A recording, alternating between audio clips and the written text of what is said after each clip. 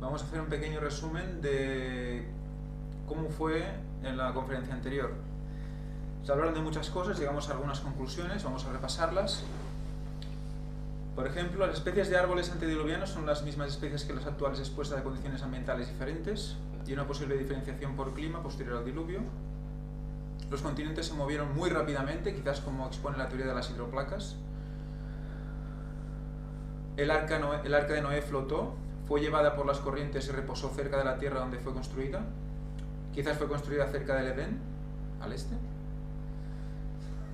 La placa arábiga, extendida de la placa africana, contuvo el Edén, su jardín y su huerto.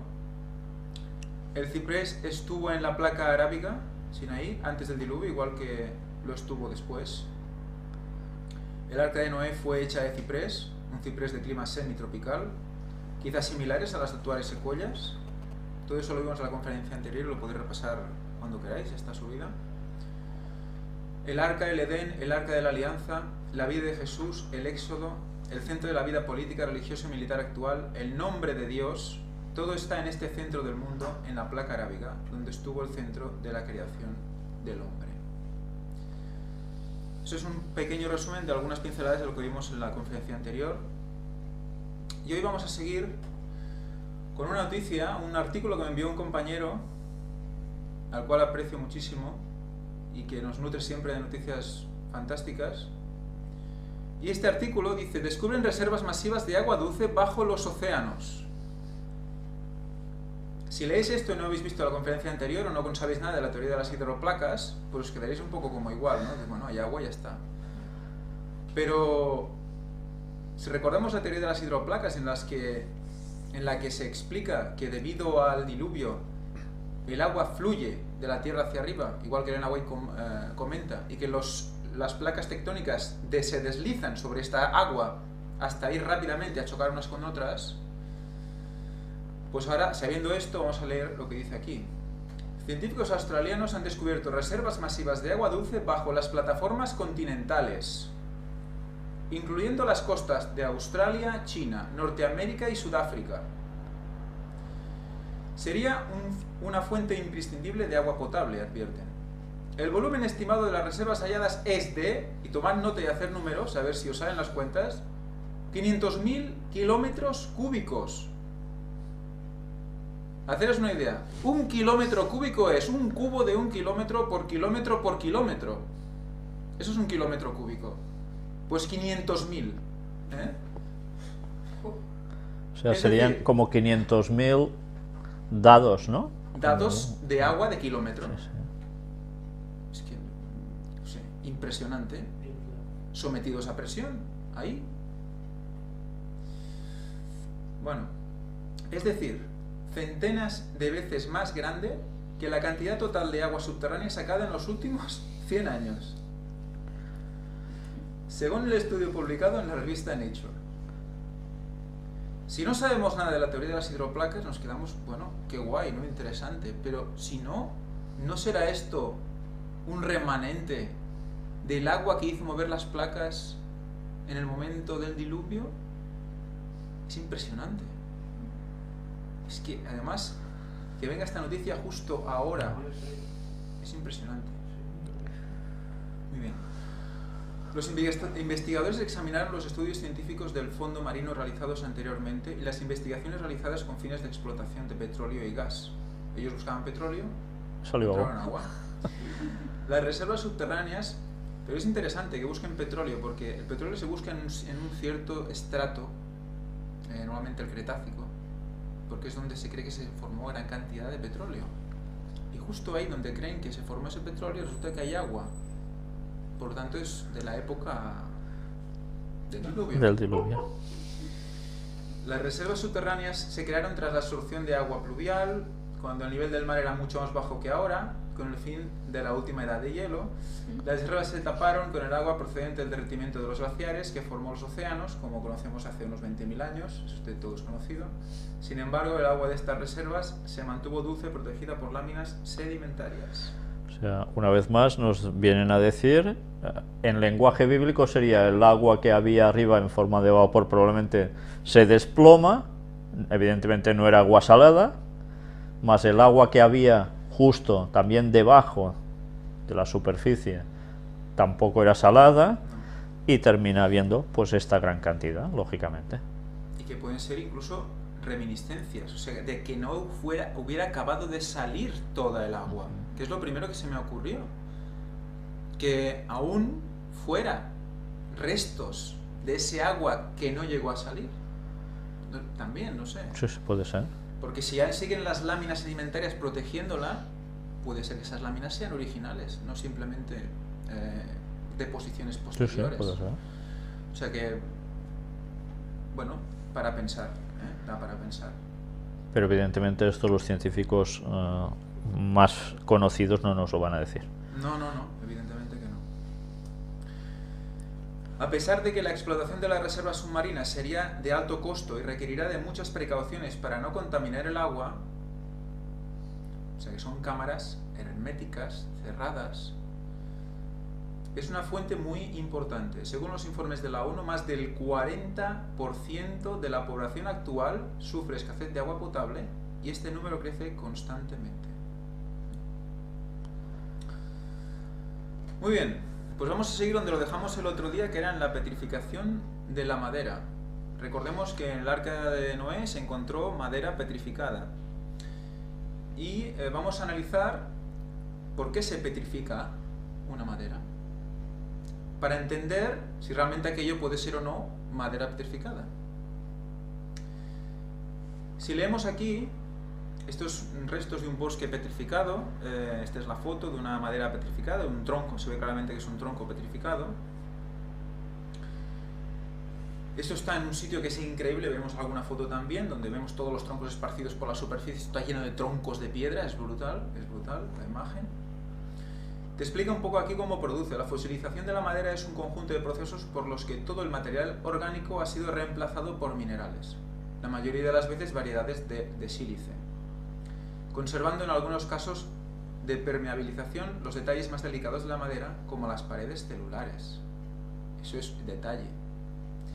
El proceso de petrificación sucede bajo tierra, cuando la madera queda enterrada bajo sedimentos, conservándose gracias a la ausencia de oxígeno. El agua rica en minerales, que se filtra por los sedimentos, deposita minerales en las células de la planta, de forma que cuando la lignina y la celulosa se descomponen, se forma un molde de roca en su lugar. O sea, sería como el negativo. Elementos como el manganesio, el hierro y el cobre, presentes en el agua y el fango durante el proceso de petrificación, dan a la madera una variada gama de colores. Los cristales de cuarzo puros son incoloros, pero cuando se añaden contaminantes al proceso, adquieren un color amarillo, rojo o de otra tonalidad. Contaminantes no quiere decir aceites de basuras, ¿no? Quiere decir contaminantes, pues otros minerales que no son tan puros como el cuarzo, tan coloraciones. Importante de todo esto, la madera petrificada puede conservar su estructura original con todo detalle, hasta el nivel microscópico. Estructuras tales como los anillos de crecimiento y los diversos tejidos pueden observarse con frecuencia. La madera petrificada tiene una dureza en la escala de Mohs de 7. Esto lo vimos el otro día, pero vamos a recordar la misma que el cuarzo. O sea, que si la madera tiene anillos diferenciados, se van a ver. Y si no los tiene, pues no se van a ver. Vimos en la conferencia anterior cómo se explicaba que cuando fueron los primeros que descubrieron este arca desde el aire, fueron allí, hicieron una explosión, en 1960 creo que fue, recogieron una muestra y esa muestra no tenía anillos, por lo tanto desestimaron la muestra porque no era madera. Muy bien, pues ahora vamos a ver si realmente aquello no tiene que tener anillos. Realmente cuando vimos el bosque semitropical, vimos que en principio no tendríamos que tener anillos en la madera antediluviana. Esto es un bosque, no sé si antediluviano, luego veremos por qué os digo no sé, en el que son todo troncos petrificados. Es impresionante la fotografía. Esto eran araucarias. No es una cupersácea, pero bueno, es un poco para que veáis cómo eran estos árboles. Es una conífera, eso sí, que medían, según dicen los expertos, 60 metros de altura y sus troncos eran de 60 centímetros de ancho. Todo esto era un bosque de araucarias. Vamos a introducirnos en la paleochilología, que es el estudio de de la madera petrificada. Y vamos a entender un poco, pues, por qué se petrifican y qué tenemos que encontrar en madera petrificada.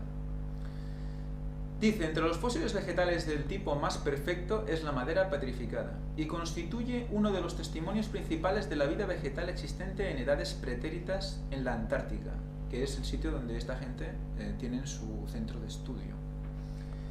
Capas de hielo y sedimentos formadas en diferentes épocas ocultan bosques desaparecidos hace millones de años. Ayudados por los deshielos de los glaciares, la erosión u otros procesos geológicos, reaparecen capas de sedimentos portadoras de fósiles vegetales, testigos de exuberante flora extinguida, cuyos estudios permiten conocer la historia de la vegetación desde las plantas primitivas hasta las formas más complejas. O sea, ellos se dedican a coger madera petrificada y a identificarla.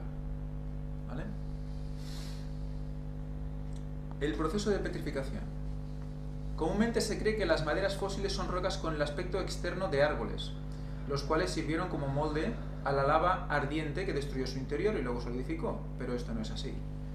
La petrificación toma lugar en condiciones especiales de mínima oxidación y acción mecánica y generalmente está asociada a condiciones especiales de volcanismos, muy interesante, quedaros con esto, u otros procesos geotérmicos, hay temperatura, en el que aguas ricas en sílice o en carbonatos se infiltrarían en las células de la madera impregnando el tejido con dióxido de silicio o carbonato de calcio u otros materiales, por una misteriosa transformación físico-química. O sea que no acaban de entender cómo sucede todo esto. En el momento que sale misterio, la palabra misterio, en un estudio científico, ya podéis imaginaros quién pone la mano para que esto suceda y por qué. Por una misteriosa transformación físico-química, el material mineral toma el lugar del aire y el agua de los tejidos, reemplaza la pared celular y genera un notable duplicado de los caracteres anatómicos, siendo tan perfecto que permite en muchos casos identificar a qué árbol pertenecía la madera, incluso microorganismos como hongos, bacterias atrapados y momificados en la madera que se pueden identificar. Aquí tenemos pues una madera estándar, no petrificada, pero que todo esto se puede identificar en una madera petrificada. Aquí tenéis muestras de cortes de madera petrificada tintada. En la de la derecha veréis como se ven como dos líneas paralelas, separadas. Estos serían anillos de crecimiento, a gran aumento. Si se trata de una angiosperma, que es una frondosa, tipo roble, es un trabajo lento y laborioso. Para identificarlas se las compara con las maderas actuales, para lo cual se debe tener una chiloteca con preparaciones microscópicas de maderas actuales. En la actualidad las plantas con flores ocupan todos los nichos ecológicos de la Tierra. Aparecieron en el planeta en el periodo Cretácico, hace más de 100 millones de años. Quedaros con este periodo porque nos va a dar juego. Y son actualmente miles de plantas, algunas aún sin descubrir. En las plantas actuales, no todas tienen estudios que den cuenta de la estructura celular de sus maderas, lo que dificulta aún más la comparación. A la fecha se han determinado maderas fósiles de coníferas relacionadas con las especies actuales: Araucaria, Opehuen, Mañíos y Ciprés. También se han encontrado 9 especies de angiospermas, robles, coigues, teupa, son maderas de por ahí de la zona de Chile. Otras plantas fósiles están emparentadas con plantas de regiones más cálidas. Pero fijaros que ya tenemos aquí un representante de las cupresáceas que ya estaba entonces. Y aquí vemos una cosa interesante. Vamos a empezar a encontrar ciertas contradicciones que tenemos que aclarar. Los estudios que se realizan en maderas fósiles pueden darnos información sobre la vegetación existente, pero también sobre los climas y temperaturas existentes cuando la madera pertenecía a árboles vivos. La formación de los anillos de crecimiento anuales está íntimamente relacionada con las condiciones climáticas y ambientales. Así, en climas donde hay diferencias estacionales, se producen células grandes y de paredes delgadas en primavera y células más pequeñas y de paredes gruesas en invierno. En los climas cálidos la temperatura uniforme y en los trópicos el crecimiento es continuo. y constantemente se agregan células a la madera sin que se hagan evidentes los anillos. No se ven anillos. Como los árboles reaccionan en preferencia a los cambios de temperatura y a la luminosidad, cualquier cambio climático queda registrado en los anillos de crecimiento de los árboles. Son como un chivato de lo que habían entonces. Esto lo podemos fácilmente observar en las maderas petrificadas e inferir las condiciones ambientales y climáticas en que se desarrollaba la planta y por tanto inferir datos sobre los climas del pasado. Y aquí vemos una madera petrificada con anillos de crecimiento diferenciados. Y ahora lo primero que vamos a pensar, vaya, madera antediluviana con anillos. Es lo primero que pensamos, porque es muy antigua, millones de años, como estamos viendo, Cretácico, tal, ¿no? Aquí vemos que aquí es una madera que está en el periodo terciario, fines del Eoceno hasta el Mioceno, de las maderas de Antártica y Chile, que presentan marcados anillos de crecimiento, denotando con ello climas con estaciones diferenciadas. Muy bien. En la Antártica se encuentran maderas con anillos de crecimiento en casi todos los periodos geológicos. La excepción la encontramos en las maderas fósiles del Cretácico, el amigo que nos vuelve a salir, en la lista, en la isla Livingston, varios tipos de maderas de angiospermas, que son frondosas, y coníferas, gimnospermas, no tienen anillos de crecimiento. No tienen. Ni los que serían antiguos pinos, ni antiguos cipreses, no tienen anillos de crecimiento. Con lo cual se infieren condiciones tropicales para el momento del tiempo geológico en que estos árboles crecieron. O sea que tenemos coníferas con anillos y coníferas sin anillos petrificadas. Y se distinguen. Más abajo nos dice, en un lapso del Cretácico medio, 80 millones de años, crecieron en la península antártica islas adyacentes bosques con árboles que no desarrollaban anillos de crecimiento marcados, como lo evidencian las maderas de coníferas y angiospermas halladas en la punta Williams. Por tanto, había un cierto tipo de clima, ¿no? Había un cierto tipo de clima. Un clima tropical, subtropical, semitropical, pero por esas condiciones. De una humedad constante, una calor constante, sin periodos de sequedad, sin periodos de frío seco, etcétera, etcétera. O sea que eso es lo que marca el no ver anillos, como tenemos en el arca. ¿Cómo era el clima antes del diluvio? Semitropical. Muy bien, aquí te marca toda una serie de especies que ellos han ido encontrando. Las especies son, en la primera parte del nombre veis que pone, por ejemplo, araucario y después pone chilón. Chilón es para determinar que una especie es solo fósil. Cuando veis una especie que acaba en chilón, quiere decir que es fósil. Lo hacen para diferenciarlas de las especies vivas. ¿De acuerdo? Y resulta que en la época del Cenozoico tenemos un cupresinochilón,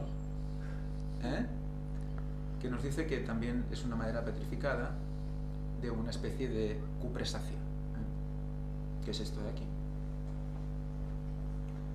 Y que también es esto de aquí. Esto es sacado de una web rusa. ¿Podría tratarse de nuestro ciprés? No lo sé. Se queda en el aire siempre. Y aquí tenemos un cupresinochilón,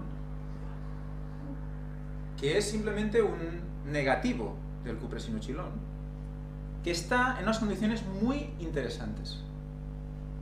Todo lo que veis a la derecha es basalto. Todo eso de alto es lava. Y ahí tenemos el árbol. Deben ser poco resistentes, árboles muy, ¿no?, para aguantar el río de lava y el enfriamiento y bueno, lo que venga, ¿no? Vamos a leer. Esta es una imagen del árbol McCullochs en la isla de Mull, Escocia, Reino Unido. Bueno, 3 árboles es una de las... Bueno, esto no entiendo muy bien lo que quiere decir. Esta traducción es una traducción de estas raras, ¿vale? Pero bueno, vamos a intentar. Dice 3 árboles. Parece ser que hay 3 árboles de este tipo, pero esta es una de las varias. Es el mejor conservado, fosilizado en un flujo de lava de basalto columnar.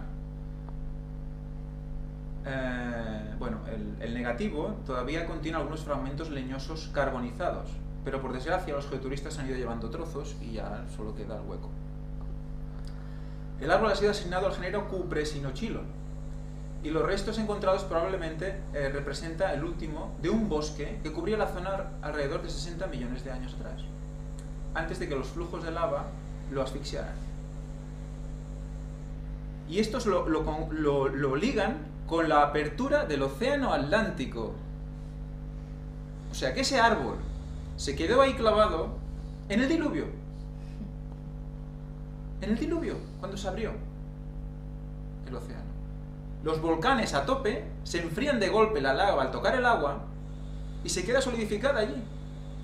Por eso tienes una formación tan rápida de rocas basálticas de todo tipo en todo el mundo.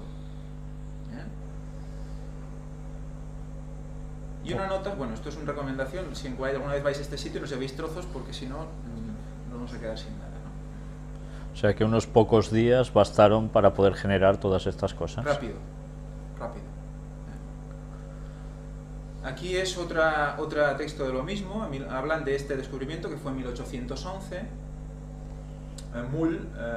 El señor McCulloch, por eso se llama el árbol de McCulloch, identificó el árbol como un árbol conífero. Y dice que el árbol existe como un molde en forma de tubo de 1 por 2 metros. O sea, que es un árbol de 1 por 2. En ese momento, un árbol además no circular. O sea, probablemente sea un tipo como los de ahora los cipreses de pantano, que son con una base muy ancha. También los veremos. Rodeado de columnas de basalto tipo lavas. Estafa magna, es un tipo de lava. El reparto contiene algunos restos leñosos carbonizados y restos volcánicos, y en la base, en la pila de lava, hay una capa de barro. Hay una capa de barro. Acordaros como cuando el agua subía y llevaba los sedimentos a ras de suelo. Hay una capa de barro, carbón y ceniza volcánica. Desafortunadamente los colectores han despojado, es que es de formación profesional, los coleópteros son unas carcomas y estoy todo el día con ellos. Desafortunadamente los colectores han despojado de la mayor parte leñosa negra, lo cual ha sucedido desde el descubrimiento del árbol. El árbol ha sido designado al género Cupresinochilon. Y él y otros de la zona probablemente representan los últimos restos de un bosque que estaba cubierto por un flujo de lava hace unos 60 millones de años. Bueno, durante las erupciones del centro volcánico paleógeno Mull. Entonces, ¿qué tenemos? Un periodo muy interesante, el Cretácico, ¿vale? Donde tenemos que resulta que había esas coníferas sin anillos y que además parece ser que tenemos esa abertura del océano. Vamos a verlo. Cretácico, vamos a ver justo en la zona marcada, está hablando de que, bueno, el Cretácico fue donde llegó el meteorito, casualmente, y se lo cargó todo. Casualmente, el Cretácico. Este impacto pudo provocar la extinción masiva que ocurrió al final de este periodo, en la que desaparecieron, entre otros, muchos grupos de dinosaurios. Este acontecimiento marca el fin de la era Mesozoica, es posterior al Jurásico, anterior al Paleoceno, de la era Cenozoica. A mediados del Cretácico se dio la formación de más del 50% de las reservas mundiales de petróleo. Y dices, de golpe tenemos un pilón de petróleo. ¿Vale? Está describiendo aquí parte del diluvio. Porque el problema de la explicación evolucionista es que ponen todo el diluvio repartido en millones de años. Pero es que casualmente en el Cretácico hay muchas características del diluvio. Y el petróleo, como todos sabemos, es fermentación de árboles bajo presión y condiciones adecuadas. Por lo tanto, tenemos que esos árboles se destruyeron de una manera brutal y se quedaron enterrados. Y eso lo hizo un meteorito, ¿no? ¿Los animales y los humanos también generarían petróleo? No lo sé, creo que no. Gases seguro. Gases seguro, pero creo que es vegetal solo. Creo que es vegetal. Además estudiaremos cómo de la madera viva se puede obtener lo mismo que del petróleo. Parecido. A mediados del Cretácico, bueno, eso, petróleo. Perdona, ya hay sistemas que se han trabajado en los cuales con algas se puede conseguir petróleo. y del petróleo derivan otros materiales y otros activos químicos. Bueno, eso ya lo estudiaremos. Pero ahora un poco lo que quería enseñaros es esto. Dice, en ese momento el 50% de las reservas de petróleo. ¿Por qué creéis que van a buscar ese nivel? Van a buscar ese nivel cuando buscan petróleo. ¿Dónde está el Cretácico? Dejádmelo a mí. Pues ahí encontrarán el agua, creo yo. Pues ¿qué pasó en el Cretácico? Una extinción masiva del Cretácico. Pasa una extinción masiva que se carga a todos los dinosaurios y nos quedamos con que cerca del 50% de los géneros biológicos desaparecen. Y dices, vaya, qué pena. Muy bien. Pues aquí tenemos el filtro del diluvio. Si entendemos el diluvio, entendemos esto y todos los periodos Cretácico, Cenozoico, Paleozoico, todos los que tú quieras, porque no es gradual, sino que todo ocurrió de golpe. Y no se descarta que en el momento del diluvio también pudiesen caer asteroides. Eso no se descarta. Pero bueno, aquí tenemos la diferenciación. El Cretácico lo tenemos abajo, del paso al Paleoceno tenemos esa extinción y el clima como tropical, en la zona encuadrada en rojo. Y ahí dice que pasa esa extinción masiva y ya empezamos a tener pues, los mamíferos como ahora. Dices, bueno, vaya tela, ¿no? O sea, se eliminan los antiguos y ya crecen los nuevos de golpe. Pues ahí tenemos también la adaptación postdiluviana de los animales salvados del diluvio, que solo salvaron algunos, los que Dios eligió. Algunos se quedaron ahí, muchos se quedaron allí, amalgamas y demás. Entonces, ¿qué pasa con el periodo Cretácico? Que tiene tantas coincidencias interesantes. Vamos a por otra. Al comenzar el Mesozoico, todos los continentes estaban unidos en una masa continental única. Pangea. La división de Pangea durante el Mesozoico temprano dio lugar a los supercontinentes, la Eurasia, formado por el que hoy son los continentes del norte, y Gondwana, los del sur. Y entre ambos estaba el mar de Tetis, que si no tengo entendido es el Mediterráneo hoy en día, pero eso ya me lo podéis corregir, lo digo de memoria. Durante el Cretácico, la placa continental africana se desprende de Gondwana, y deriva hacia el norte. Sometió a los sedimentos del mar de Tetis a poderosas fuerzas de compresión, creando las raíces de los Alpes europeos. O sea, que estamos hablando del Mediterráneo. La placa africana se hundió debajo de la Eurasia. O sea, lo que decíamos el otro día, como África choca con Asia y se subyuga a la placa asiática. Y por eso genera todas esas montañas cerca de la costa. Mientras tanto, el recién formado Océano Atlántico se ensanchó debido a la expansión del suelo oceánico a lo largo del dorsal medio atlántico, lo que describimos el otro día en la teoría de las hidroplacas. Lo que aumentó la distancia entre África y América del Sur, evidentemente. Más al este, India se había separado de Gondwana y en su deriva hacia el norte había empezado a plegar los sedimentos de Tetis oriental, formando riscos alargados y el Himalaya. ¿Vale? O sea que estamos en ese mismo momento. En ese mismo periodo se separan los continentes, chocan con Asia y además tenemos ese clima y tenemos esos árboles, todo allí. Entonces, nos lleva a una serie de preguntas todo esto. Hemos visto ahí esos anillos, entonces nos tenemos que hacer unas preguntas. ¿Todos los árboles antediluvianos tenían ausencia de anillos diferenciados? Porque es lo primero que te preguntas cuando ves ahí especies con anillos. Si la diferenciación de anillos depende de un clima con lluvias estacionales y estaciones secas, la respuesta es sí. Por lo tanto, si tenemos que seguir con esa, y como han explicado los propios científicos, es así. Entonces, ¿por qué hay árboles petrificados con anillos? Esto implicaría que una de estas dos posibles situaciones, una, antes del diluvio había estaciones secas, cosa que no es cierto. Dos, después del diluvio también se petrificaron árboles. Por lo tanto, el tiempo de petrificación no es el problema.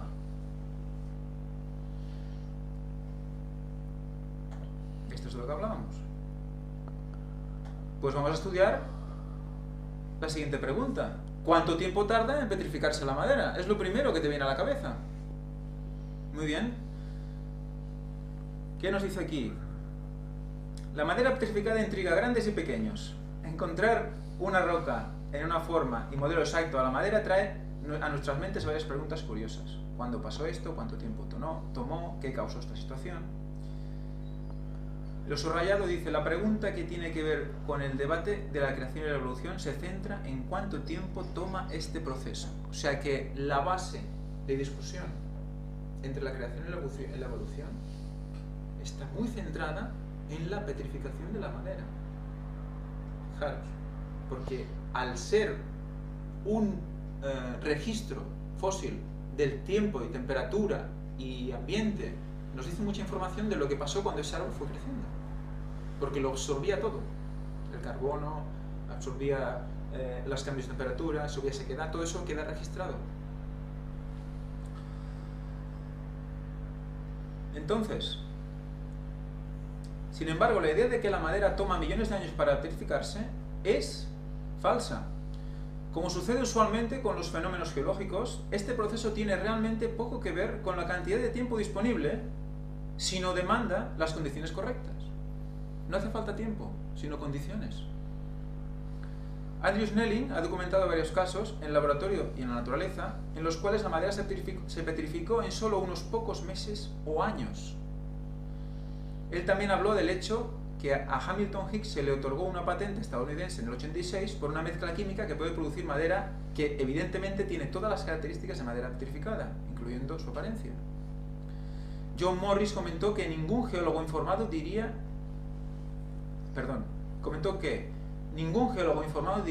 que debe pasar un tiempo extensamente largo para que la madera se petrifique. Y el que lo diga no está informado, según este señor. Él documentó un experimento en el cual se colocó un bloque de madera en una fuente alcalina por un año, después de lo cual se petrificó sustancialmente. No toma miles o millones de años para que la madera se petrifique, y no se deberían usar argumentos que sugieren esto como evidencia para la idea errónea de una tierra antigua. La madera se puede petrificar rápidamente, una situación que ciertamente calza muy bien con el modelo de la tierra joven. O sea que hubo petrificaciones, y la mayoría posteriores al diluvio probablemente, o durante las condiciones del diluvio, de exceso de calor, volcanismo, como hemos visto antes, que era necesario.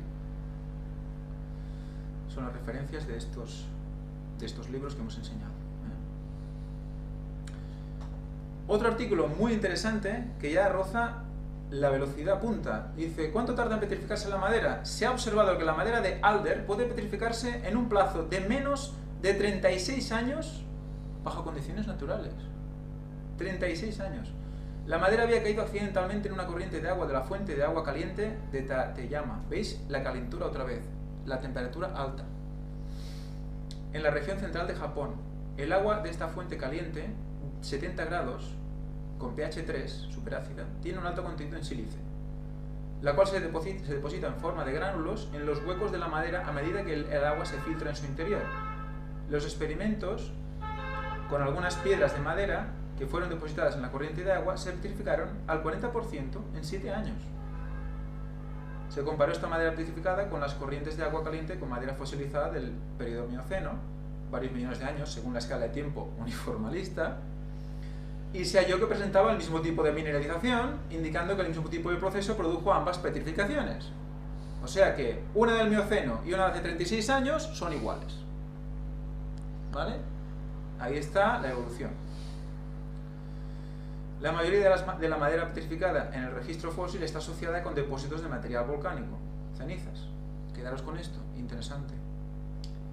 Y es probable que la mayoría de la madera fósil se haya formado en manera similar a medida que el agua subterránea cargada con los minerales de la ceniza volcánica se filtrara en la madera. Muy ligado a volcanismo. Tenemos los continentes corriendo a tope, chocando entre ellos a gran velocidad, por lo tanto, hundimiento rápido de material, doblamiento rápido de material, generación de volcanes en pocos momentos y lava a saco en contacto con agua, o sea, hay temperaturas brutales. Agua hirviendo, con minerales en disolución. que luego todo se aposenta y ya tienes ahí lo que estamos hablando aquí. Todos los factores necesarios en un De momento, golpe. prácticamente, claro. Este artículo confirma que la idea de que la petrificación de la madera podría ocurrir en un breve plazo de tiempo y que no requeriría tanto tiempo como originalmente se pensaba, el excelente grado de conservación de muchas muestras de madera fósil refuerza la idea de que la madera original pasó por procesos de mineralización rápida. Por lo tanto, tenemos madera petrificada en muy pocos años. Y vosotros diréis, ostras, pero el barco entonces, ¿qué me estás diciendo? ¿Que es madera petrificada de golpe por el diluvio? ¿Ya estaba allí en ese momento? No. Lo que estamos diciendo es que se puede petrificar en momentos, en pocos momentos, en pocos años. Y la petrificación evidentemente fue después del diluvio, porque estaba flotando en el momento del diluvio. Luego veremos también un caso, una situación concreta que pasó con el arca. Pero antes, vamos a ver un caso que también nos va a reforzar lo que hemos visto hasta ahora. Hay en Hungría un bosque de cipreses de 8 millones de años. ¿Vale? O más. O más. Una mina de yeso a cielo abierto cerca de la ciudad de Bucabran, al norte de Hungría, escondía un bosque de cipreses de unos 8 millones de años de antigüedad. Varios arqueólogos del país descubrieron hace poco los troncos bien conservados de al menos 16 ejemplares. Estaban casi intactos. Incluso se distingue su color marrón, informaba ayer la BBC en su página web. Se salvaron de convertirse en carbón, destino que siguió a la mayoría de los bosques de aquella época, gracias a que estaban cubiertos de arena, según los expertos. Eso había sido posible por la erupción de una gran tormenta de arena que los sepultó. ¿Vale? Estos ejemplares podían ofrecer a los estudiosos valiosos datos sobre el clima de la Tierra hace 8 millones de años. Los troncos pertenecen a la especie de los cipreses de los pantanos. Los veis aquí. Son cipreses extraños porque, como veis, no son siempre verdes. Son cipreses caducos. Que podían vivir de 200 a 300 años. Su apariencia es tal que parece que los acaban de talar. Continúa la información de la BBC. Tienen entre 2 y 3 metros de diámetro y 6 de altura.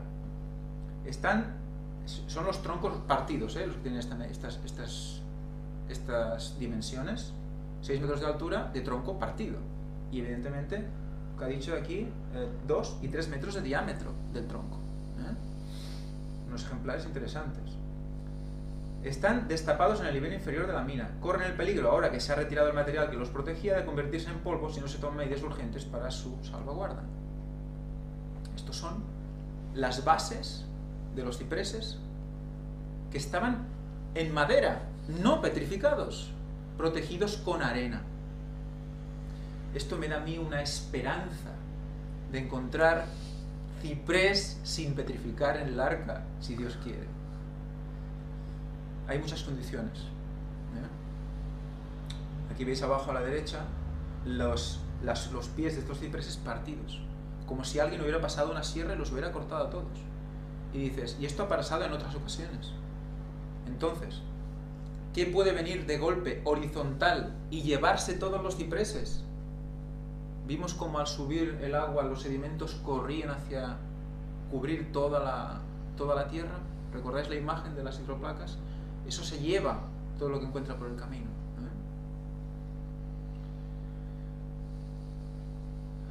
Y aquí tenemos pues un fósil viviente. Este ciprés gigante vive en Al-Bakok, Irán, en aquella zona donde decíamos que está muy cerca donde está el arca ahora mismo. Ciprés inmenso. Este árbol de hoja perenne arraigó hace ya entre 4.000 y 4.500 años, en la época en que terminaban Stonehenge. Bueno, pero a ver, ¿cuánto hace que fue el diluvio? ¿Cuánto hace? 4.500 años. Vale. O sea, que al lado del arca tenemos un ciprés que resulta que tiene la misma edad que la época postdiluviana. ¿Esa semilla? ¿De dónde vino? ¿vale? Tiene la época del tiempo postdiluviano. Un ciprés. Qué significativo. Puede ser el ser viviente más antiguo de Asia y es monumento nacional en Irán. El Zoroastrian Saraf se halla a unos 82 metros de altura y tiene una circunferencia de 11 metros y medio. Mirad el hombre, está ahí abajo, ¿lo veis? Hay un señor ahí con gorro. Imágenes copyright. Y se habla de los olivares de miles de años, ¿no? Sí, el olivar. Dicen que hay olivos en el Monte de los Olivos que tienen la edad. Que estaban cuando Jesús estaba orando allí. Pues imagínate, más de 2000 años. Pues nada, ahí tienes nuestro ciprés. Pues otro más. Y ahora, en otro lugar, en Chubut, un bosque jurásico también de cipreses. Buscaban restos de dinosaurios cerca de Castre, pero los investigadores de CONICET descubrieron un tesoro paleobotánico, registros fósiles en perfecto estado de conservación de miles de árboles que habitaron durante el Jurásico. Y vamos un poco a lo mismo. Las plantas fósiles estuvieron archivadas desde un hallazgo alrededor del año 2000 hasta que comencé un análisis para mi doctorado y ahí se descubrió que era un nuevo género de familia Cupresáceas. Ahí están otra vez. O sea que está claro que estuvieron allí muchos años, desde el principio. ¿Puedes volver la imagen anterior? Sí. Termina de leer lo que pone. Explica escapa en referencia a las hojas y conos, piñas fosilizados, a los que bautizaron de Austrohamia. Vais viendo por dónde va el asunto con esta palabrita, ¿no? Sí. Conos y piñas. Sí, sí, sí. Pusieron otro nombre. Le pusieron otro nombre porque no conocían esta especie. Austrohamia. Muchas características nos aseguraban que se trataba de una conífera, como son las araucarias o pinos y particularmente una cupresácea, como los cipreses. Pero otras tantas nos mostraban que el hallazgo no coincidía con ningún género conocido, por eso definimos uno nuevo. Bueno, simplemente pues dicen esto que también un científico muy importante citó ya a este género en su registro. Y que indicaba que este género se encontraba, más abajo lo podemos ver, abajo de todo, se encontraba distribuido en ambos hemisferios durante gran parte de la llamada era de los dinosaurios. Por lo tanto, ¿cuándo? Cretácico. Estaba ampliamente distribuido por todas partes.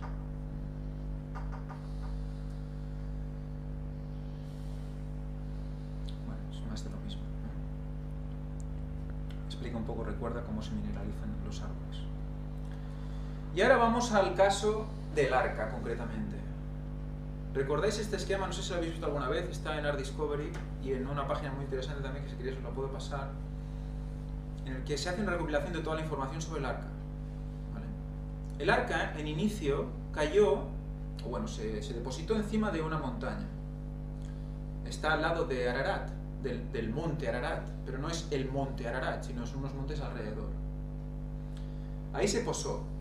Y fue durante una erupción volcánica que se generó todo el sedimento y todo el río de lava, río de fuego, el cual... ¿Eridanus, dices? Eridanus, el cual llevó el arca hasta la zona donde está incrustada ahora. Por lo tanto, ¿qué tenemos? No sabemos cuándo fue esta erupción, yo no lo sé, no lo he encontrado, ¿vale? Pero tenemos una situación de zona volcánica, temperatura y madera que está expuesta a estas condiciones. Y luego, posteriormente, pues a lluvias, lixiviaciones, etcétera, etcétera. Por lo tanto, tenemos una petrificación, unas condiciones adecuadas para una correcta petrificación de la madera. O sea que no es de extrañar que tengamos ahí una madera petrificada de ese ciprés antediluviano. Aquí vemos una diapositiva. Arriba de todo a la izquierda vemos el monte Ararat y a la derecha el lugar donde se considera que el arca se aposentó. Y luego donde está el arca ahora. La ladera, como siguiendo la línea de lava, la lengua de lava, que al explotar seguro que se llevó sedimento, probablemente nieve, o sea que ahí hubo agua, hubo de todo.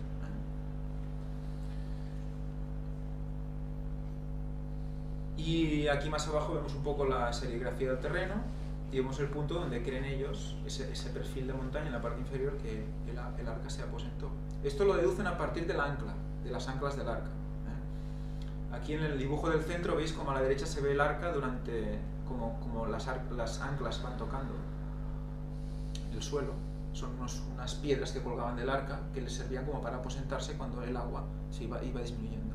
Entonces vemos como en los vídeos de Ron Oviedo lo podéis ver, como en la zona cercana al arca está lleno de piedras del ancla dejadas en diferentes puntos conforme el arca se iba acercando a la zona donde se depositó. Siguiendo un trazo. Siguiendo un trazo lineal. De oeste a este, creo. Bueno, eso ya es cuestión de analizarlo. Por lo tanto, otro resumen. Prefiero hacer resúmenes, yo creo que... Sabemos que el diluvio cubrió el agua de toda la tierra, con agua toda la tierra. Eso está claro. Sabemos que la petrificación no depende del tiempo, sino más bien de las condiciones. Y que necesitas que haya zona volcánica, cenizas, lava, calor y corrientes de agua mineralizadas, que puede ser simplemente la lluvia llevándose los minerales y sustituyendo el interior de las células por material mineral. La madera cubierta de tierra o cenizas volcánicas aguanta miles de años sin deteriorarse. Fijaros en estos cipreses del pantano. Debido a los crisis de oxígeno. En el arca también. Bueno, eso habrá que verlo. La madera del arca está petrificada y esto se produjo después del diluvio, en algún momento de los últimos 4.000 años. Pero no es una época muy cercana de pocos años, pues en Ararat no ha estado nunca cubierto de agua de mar en los últimos 4.500 años, por lo que no podría pasar por ahí un barco casualmente hace 36 años. O sea que todo nos lleva a que esto se produjo después por unas condiciones concretas. No está esa estructura de roca ahí hace millones de años, puede estar hace muy pocos años a nivel geológico.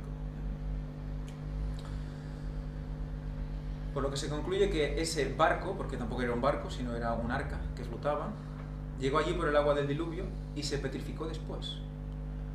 Probablemente, como hemos visto, a partir de la lava y de la temperatura alta. Por lo tanto, no son necesarios millones de años para una petrificación. Entonces, las maderas con anillos de crecimiento diferenciados petrificadas después del diluvio corresponderían a un clima estacional post-diluviano. Y explicamos así cómo encontramos madera petrificada con anillos. Porque probablemente se petrificaron, no, seguro, se petrificaron después del diluvio. Y ahí es donde está el jaleo mental que llevan los evolucionistas con este tema. Y aquí tenemos nuestro Cretácico favorito. Se describen gran parte de los elementos de los que hemos hablado: división del continente africano, colisión de la plata euroasiática, extinciones masivas, clima cálido, tropical. Se registran coníferas sin anillos de crecimiento diferenciados, 50% de origen de petróleo, 50% de especies extinguidas, de golpe. Por lo tanto, es como si estuviéramos describiendo el diluvio, antes, durante y después. Y eso a la vista de los científicos, que lo están tocando cada día. Muy bien, vamos al siguiente apartado. Vamos a recuperar la biotecnología del ciprés y vamos a entrar en un tema un poquito más técnico, para acabaros de dormir un poco más. Que vamos a entrar en lo que serían las cualidades arquitectónicas estructurales del ciprés. Y aquí entramos directamente en mi trabajo. O sea que os voy a hablar a nivel profesional personal hoy. Fijaros en la parte inferior derecha. Bueno, primero leeremos un poco cómo describimos la madera. Dice: el color de la madera actual del ciprés es una madera de albura, es amarillo claro. Y el duramen tiene un tono rosado y es de color tabaco claro cuando envejece. La madera de albura está claramente diferenciada, los anillos de crecimiento son visibles, en los que contrastan las zonas de primavera con un colorido claro frente al del verano, que tiene un color más pardo o rojizo. La fibra suele ser recta, aunque presenta irregularidades debido a la presencia de gran cantidad de nudos. El grano es fino, tiene muchos nudos porque tiene muchas ramas. Fijaros, un ciprés es muy tupido, tiene muchísimas ramas, por eso tiene tantos nudos. Cuando tú cortas el tronco está lleno de nudos, son ramas cortadas. Es una madera aromática, de olor fuerte y persistente, no tiene canales resiníferos, es una madera muy nudosa. Muy bien, esto presenta unas condiciones, ¿vale? Y nos dice, ahora abajo a la derecha, prestaciones mecánicas. Flexión estática, 103 Nm cuadrados. Bueno, me quedo igual. Ahora viene el segundo bostezo. Módulo de elasticidad, 7500 Nm cuadrados. Bueno, aquí me explico. Vale. Flexión dinámica, 3,5 joules centímetro cuadrado. Muy bien, ahora vamos a ver en comparativa qué narices es esto. Primero vamos a entender cómo hacen estas pruebas. Cogen una madera, la ponen en dos pilones, en dos pilares, la presionan por el centro hasta que esta madera se parte. Y hay unos sensores midiendo esta tensión. Y cuando acabas de partirla saben estos datos que hemos visto. ¿Vale? Muy bien. Pues si vosotros buscáis en toda la bibliografía de Biblias que os podéis encontrar, os recomiendo Biblias Paralelas, creo que es bibliasparalelas.com o algo así, está en inglés y en español, vais a buscar y vais a encontrar en la definición de Gopher, vais a ver cómo ellos definen madera de cedro, pino, abeto, o sea, hay muchas traducciones donde pone estos tipos de madera. Entonces yo cogí las condiciones técnicas, mecánicas de cada especie que estaba citándose y la puse en comparativa con nuestro amigo ciprés, del que también en la White, por cierto, dice que estamos ahí, y le puse la secuoya. Entonces tenemos una serie de datos que yo creo que hay que analizar con tranquilidad. Flexión estática. ¿Qué es flexión estática? Aquí lo dice, resistencia a una carga constante hasta romperse. ¿Os lo imagináis, no? Esa madera, esa viga en posición horizontal, apretando fuerte hasta que llega un momento que ¡pam!, se rompe. Cuanto más elástica es la madera, más aguanta la deformación sin romperse. ¿Entendéis? Por lo tanto, no nos interesa una madera demasiado dura, porque a la que apretabas, en cierto momento apretarás fuerte y al final se romperá. Necesitamos una madera elástica. MOE, módulo de elasticidad, rigidez, va ligado a lo anterior, ¿vale? Más rigidez, menos deformación. Flexión dinámica, resistencia a los golpes. Es resistencia a una flexión puntual. ¡Pam! Muy bien. Pues, ¿os habéis parado a pensar qué madera necesitamos para un barco, o para una quilla de un barco, que va a estar expuesto a rocas extremadamente pesadas, que van a chocar contra ellas de manera constante, desde el cielo, alrededor, olas por todos lados? Por eso no es solo la quilla, es todo en general. Es todo en general, pero eso genera un espacio cerrado, una burbuja, porque estaba totalmente cerrada, de madera bombada, que por lo tanto debe ser flexible, porque si no, no puedes hacer la forma de la quilla, y que debe ser muy resistente a los golpes. Por lo tanto, si miramos la tabla comparativa, flexión de estática, la que tiene mayor flexión estática es el ciprés mediterráneo. Todo esto se ha sacado del libro de Haití, del mismo libro que estamos dando vueltas todo el rato. Por lo tanto, es el que más elasticidad tiene. Si vosotros veis un ciprés expuesto al viento, veréis ahí, ¡wow! Veréis cómo se mueve de un lado para otro, brutal. Se acaba el viento y ¡flash! Y no se parte. Vuelve allí, recto. Rigidez. El que tiene menos rigidez. Y dices, ostras, vaya desastre de madera. No, para que sea elástico tiene que ser poco rígido. De todas las expuestas, la que tiene menos, el ciprés. Pero es que además, resistencia a los golpes. De todas las expuestas, el más resistente es el ciprés. O sea que tiene las condiciones. La de madera de hoy en día, comparada con las maderas de hoy en día, que se entiende que se extrapola a una calidad extremadamente superior en comparativa antediluviana, pero en situación relativa de hoy, es la mejor madera para un barco. La mejor. Y más para ese tipo de barco. Y has dicho que Elena White lo menciona, ¿no? Sí. Bien, pues esto debería servir para que las personas que están, como decimos aquí, despotricando, o sea, tirándole toda la tierra que pueden a Elena White como una falsa, etcétera, etcétera, deberían darse cuenta solo con este dato que es para pensar y mucho, que una señora que era tan ignorante, que etcétera, etcétera, sea prácticamente la única que incluso en comparativas de traducciones bíblicas no se mencione, solo prácticamente ella es la que lo menciona, que fue hecha con madera de ciprés. Sí, señor. ¿Aún creéis que estaba tonta esta señora? Bueno, pues ¿será que en todas estas 160 conferencias, predicaciones, estudios bíblicos, escuelas sabáticas, no hemos demostrado suficientemente que todo lo estaba acertando? Y hay personas que le buscan los tres pies al gato, Sí, sí. continuamente malinterpretando lecturas suyas, que porque no les da la gana querer ver, no van a ver, pero que realmente cuando uno lo estudia de verdad, y no por lo que dicen unas historias de estas, sino por sí mismo, a fondo, se da cuenta de que no estaba tomando el pelo a nadie, sino que verdaderamente era una profeta de Dios con una claridad rotunda. Pero bien, cada uno seguirá pensando lo que le dé la gana, obviamente. Que además nos viene a explicar, nos viene a enseñar que tenemos hoy en día un reflejo de lo que fueron los árboles entonces. Es como si fuera, bueno, antes tenía nivel 10, ahora tengo nivel 3, pero si los comparo entre ellos, en relativo, la comparación es la misma.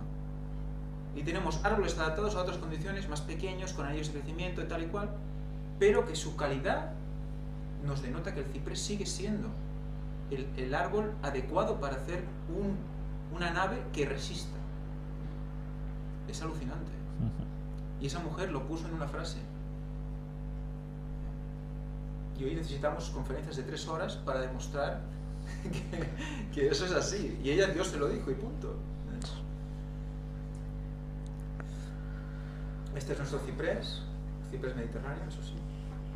Este es un ciprés que me trajo un compañero que le tengo agobiado con los cipreses. Cada vez que corta un ciprés me trae una muestra. Son los anillos en madera clarita. Este es el rosco de ciprés que me dejó el compañero. ¿Veis la zona más oscura que se puede incluso discernir un poquito en la parte central? Esto es como más oscuro, sería más duraminizada. La zona más clara sería la de albura, de crecimiento, de subida y bajada de producto del árbol. Menos densa, ¿vale? Menos dura. Y el ciprés tiene una característica, es que justo debajo de la corteza fina que tiene es donde está casi toda la resina. Y es enganchosa, pero enganchosa al máximo. Y un olor brutal y penetrante que si alguien es capaz de tener un trozo de rosco de ciprés, lo pone al sol, empezará a salir resina y solo que lo huelas un poco te abre todos los pulmones. O sea, es brutal. Esto es el mismo ciprés, pero en paralelo a las fibras. Hay aplicaciones terapéuticas, ¿no?, de esto también. Las veremos todas ahora, si podemos, ¿no? Entonces, aparte de las características mecánicas que tiene el ciprés, durabilidad natural e impregnabilidad, la madera está considerada como imputrescible e inatacable por los insectos y por los hongos. Una vez cortada, estamos hablando. O sea, que no se pudre. No se pudre. Como ejemplo de durabilidad, pero fíjate, esto es un libro de técnico, por favor, ¿eh? Recordad que es un libro técnico, como habéis visto, aburridísimo, numeritos y tal.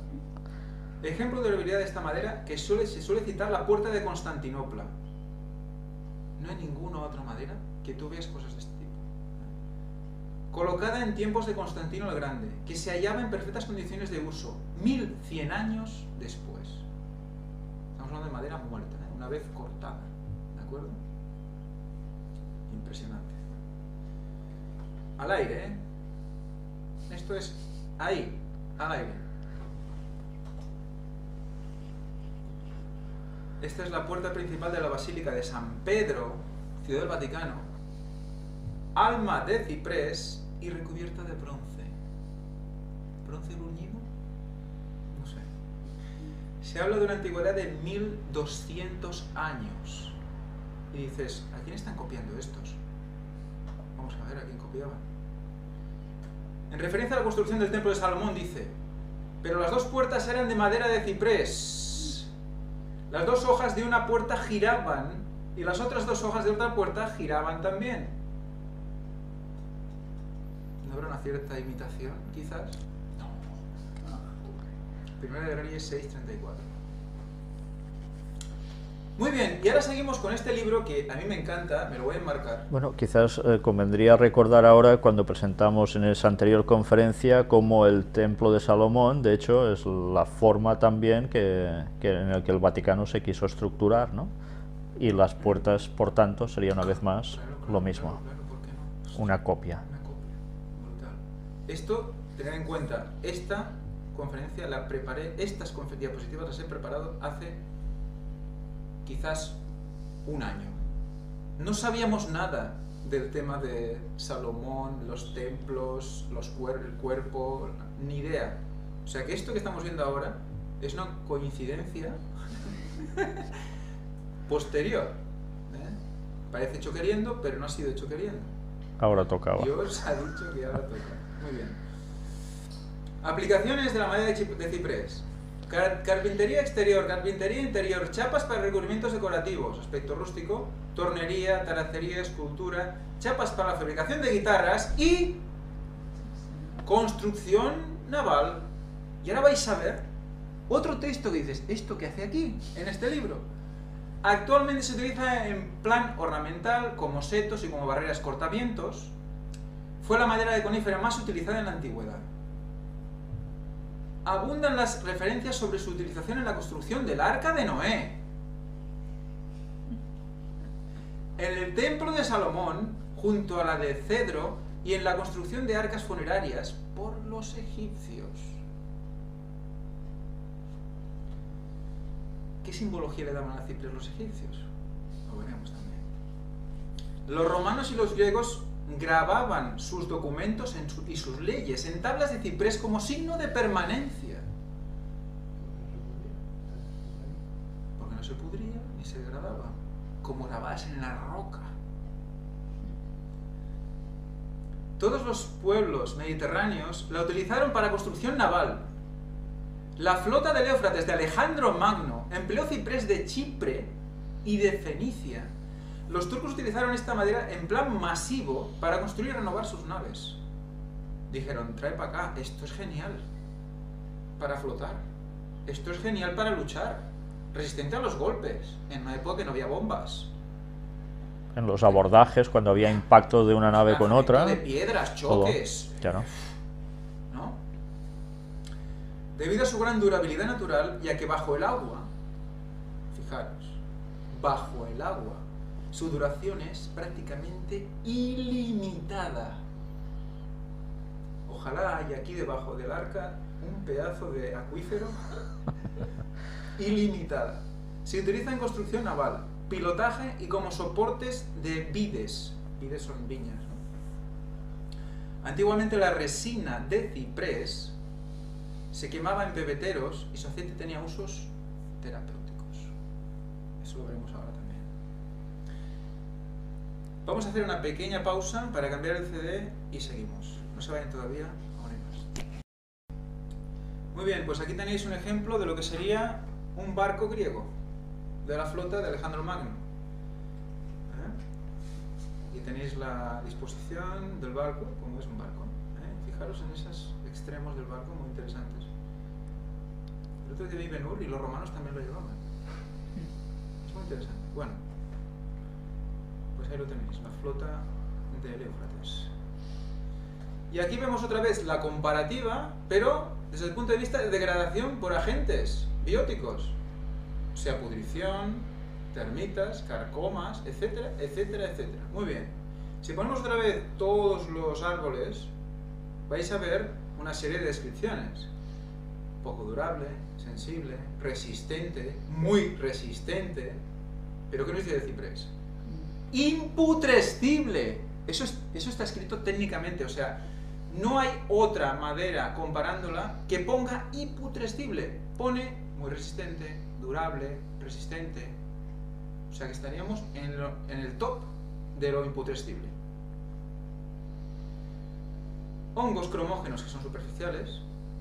Tengo cortes de madera como ese de pino en la misma zona donde tengo ese ciprés, y el corte de pino ya tiene una coloración verdosa. El cromógeno se mete, bueno, azulada, le llaman azulado, se mete en la albura y lo tiñe de azul. El ciprés no. y llevan al mismo tiempo ahí, colgados. Hongos cromógenos, sensible, ciprés mediterráneo, inatacable. Fíjate que también en el tema, por ejemplo, carcoma grande, que es carcoma gigante, pino, abeto son sensibles, cedro resistente, secuoya resistente, ciprés mediterráneo, inatacable. Le sube el rango. Es que le da un énfasis todo el rato. Es que yo estoy flipando porque conozco ese libro. Es un libro técnico, pero el énfasis que le da constantemente al ciprés es brutal. Carcoma pequeña, sensible, resistente, inatacable. Termitas, sensible, resistente, inatacable, igual que la secuoya, aquí, curiosamente. Humedad, resiste bien, ahí no tengo dato. Observaciones especiales de cada uno. Cedro del Líbano, el olor aleja a los insectos, muy interesante. Secuoya, poco inflamable y resistente al fuego. Y el ciprés mediterráneo, bajo el agua, durabilidad ilimitada, como hemos visto antes. Y viendo esto, vamos a ver este artículo. Bosque sumergido de Traful. Bosque sumergido. Las aguas cristalinas del lago Traful esconden un secreto. Un bosque de cipreses sumergido a más de 30 metros de profundidad. Desde hace más de medio siglo, el bosque acuático de Traful se ha convertido en uno de los lugares más visitados de la Patagonia y en uno de los paisajes más buscados y reclamados por los fotógrafos de naturaleza, por los cazadores de paisajes mágicos y por los amantes del submarinismo.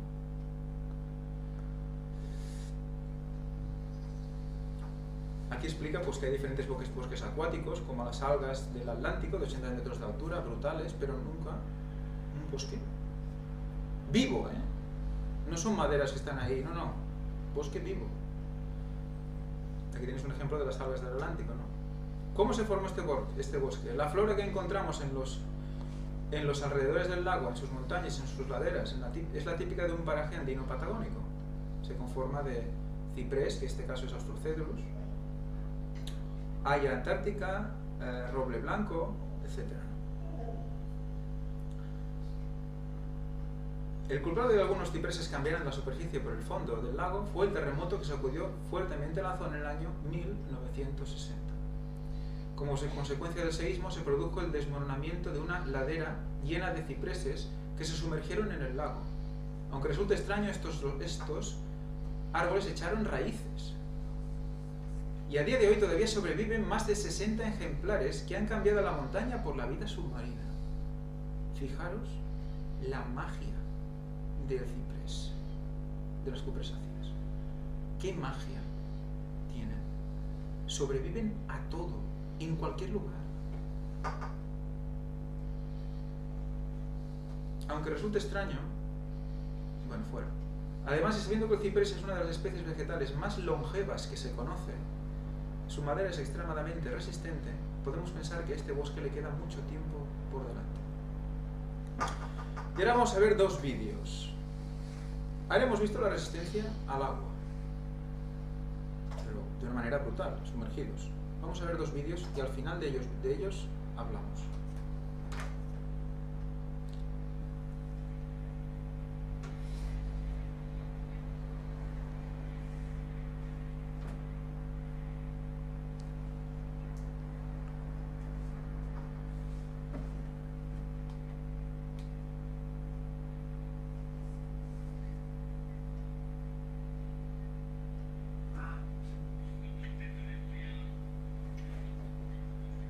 Son, ¿no?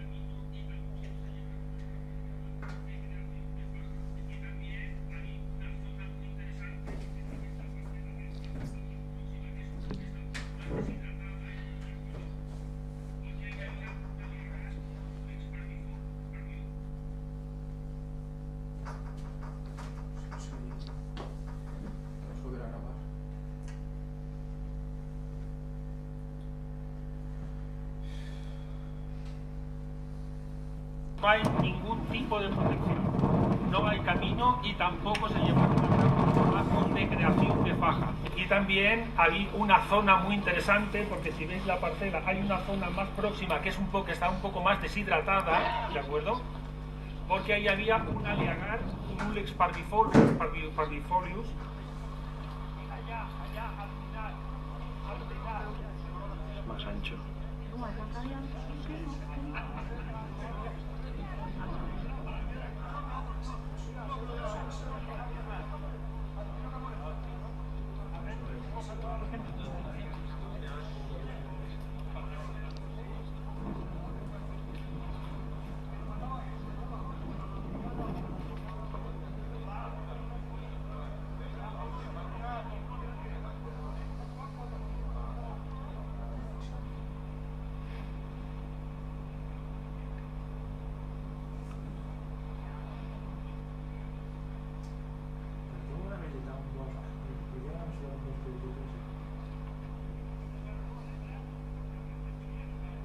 Porque, como podéis ver, todo está quemado.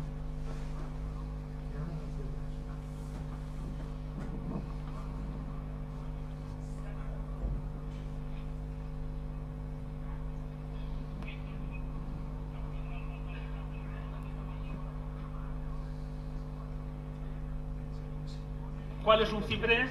Tengo que venirme a este lateral o a aquel lateral o a esta parte de aquí, buscar la referencia. Esto es además una ventaja a nivel científico extraordinario. ¿Ha penetrado más el fuego o ha penetrado menos? En realidad es un campo mucho más diverso y mucho más interesante, porque los hidratados han perdido el agua pero no han ardido.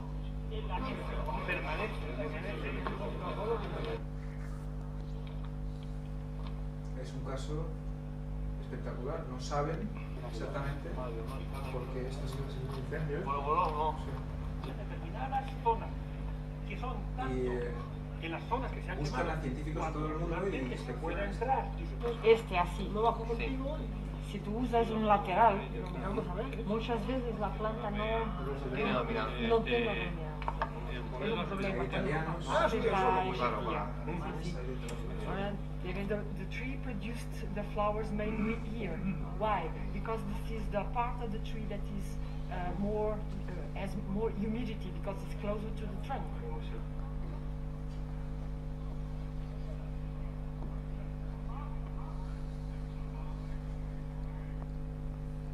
Fijaros como hay diferentes tipos de cipreses en esta plantación. Tenemos ciprés de aguja y cipreses abiertos. No pensemos siempre en el ciprés de aguja.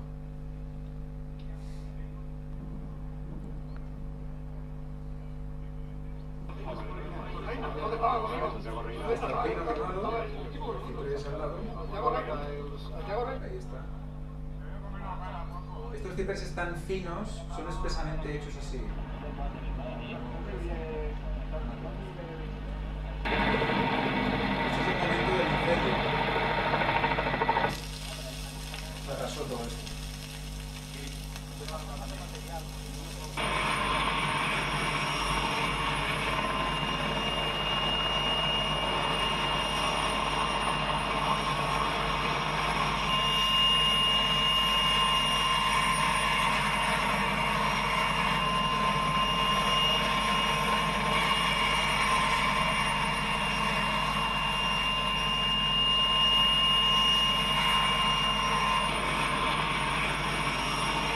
Fueron cuatro fogotitos. De Valencia.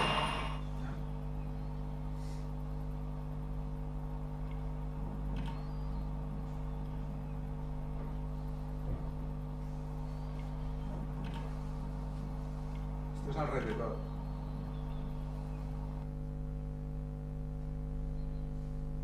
Venimos a hablar de los cipreses, una parte más de esos árboles monumentales que hoy nos han servido dentro de toda esta adversidad a decir que podemos tener un cortafuegos natural y que podemos de una manera u otra empezar a investigar, que ya hace muchos años, porque esto parte de hace 24 años que están plantados estos cipreses, en el cual pueda servir para defender nuestros montes.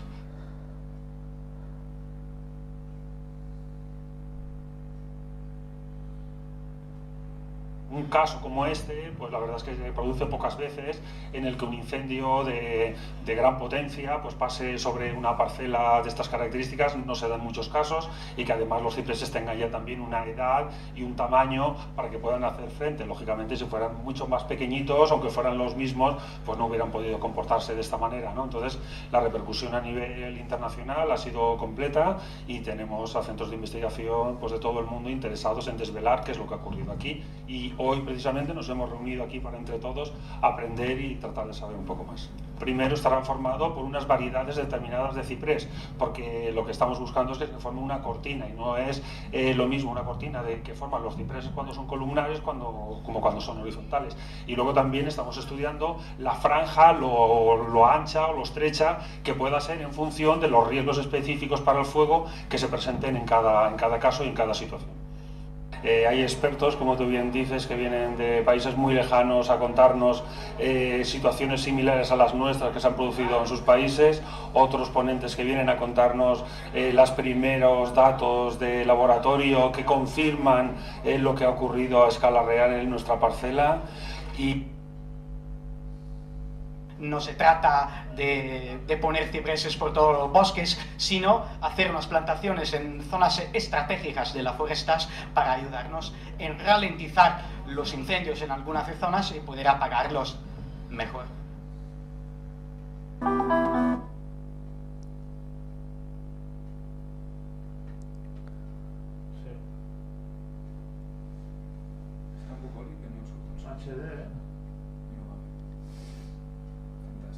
Bueno, pues no tenemos sonido, la música era bonita, las imágenes también lo eran. Bueno, la idea es que veáis vista aérea de estos cipreses.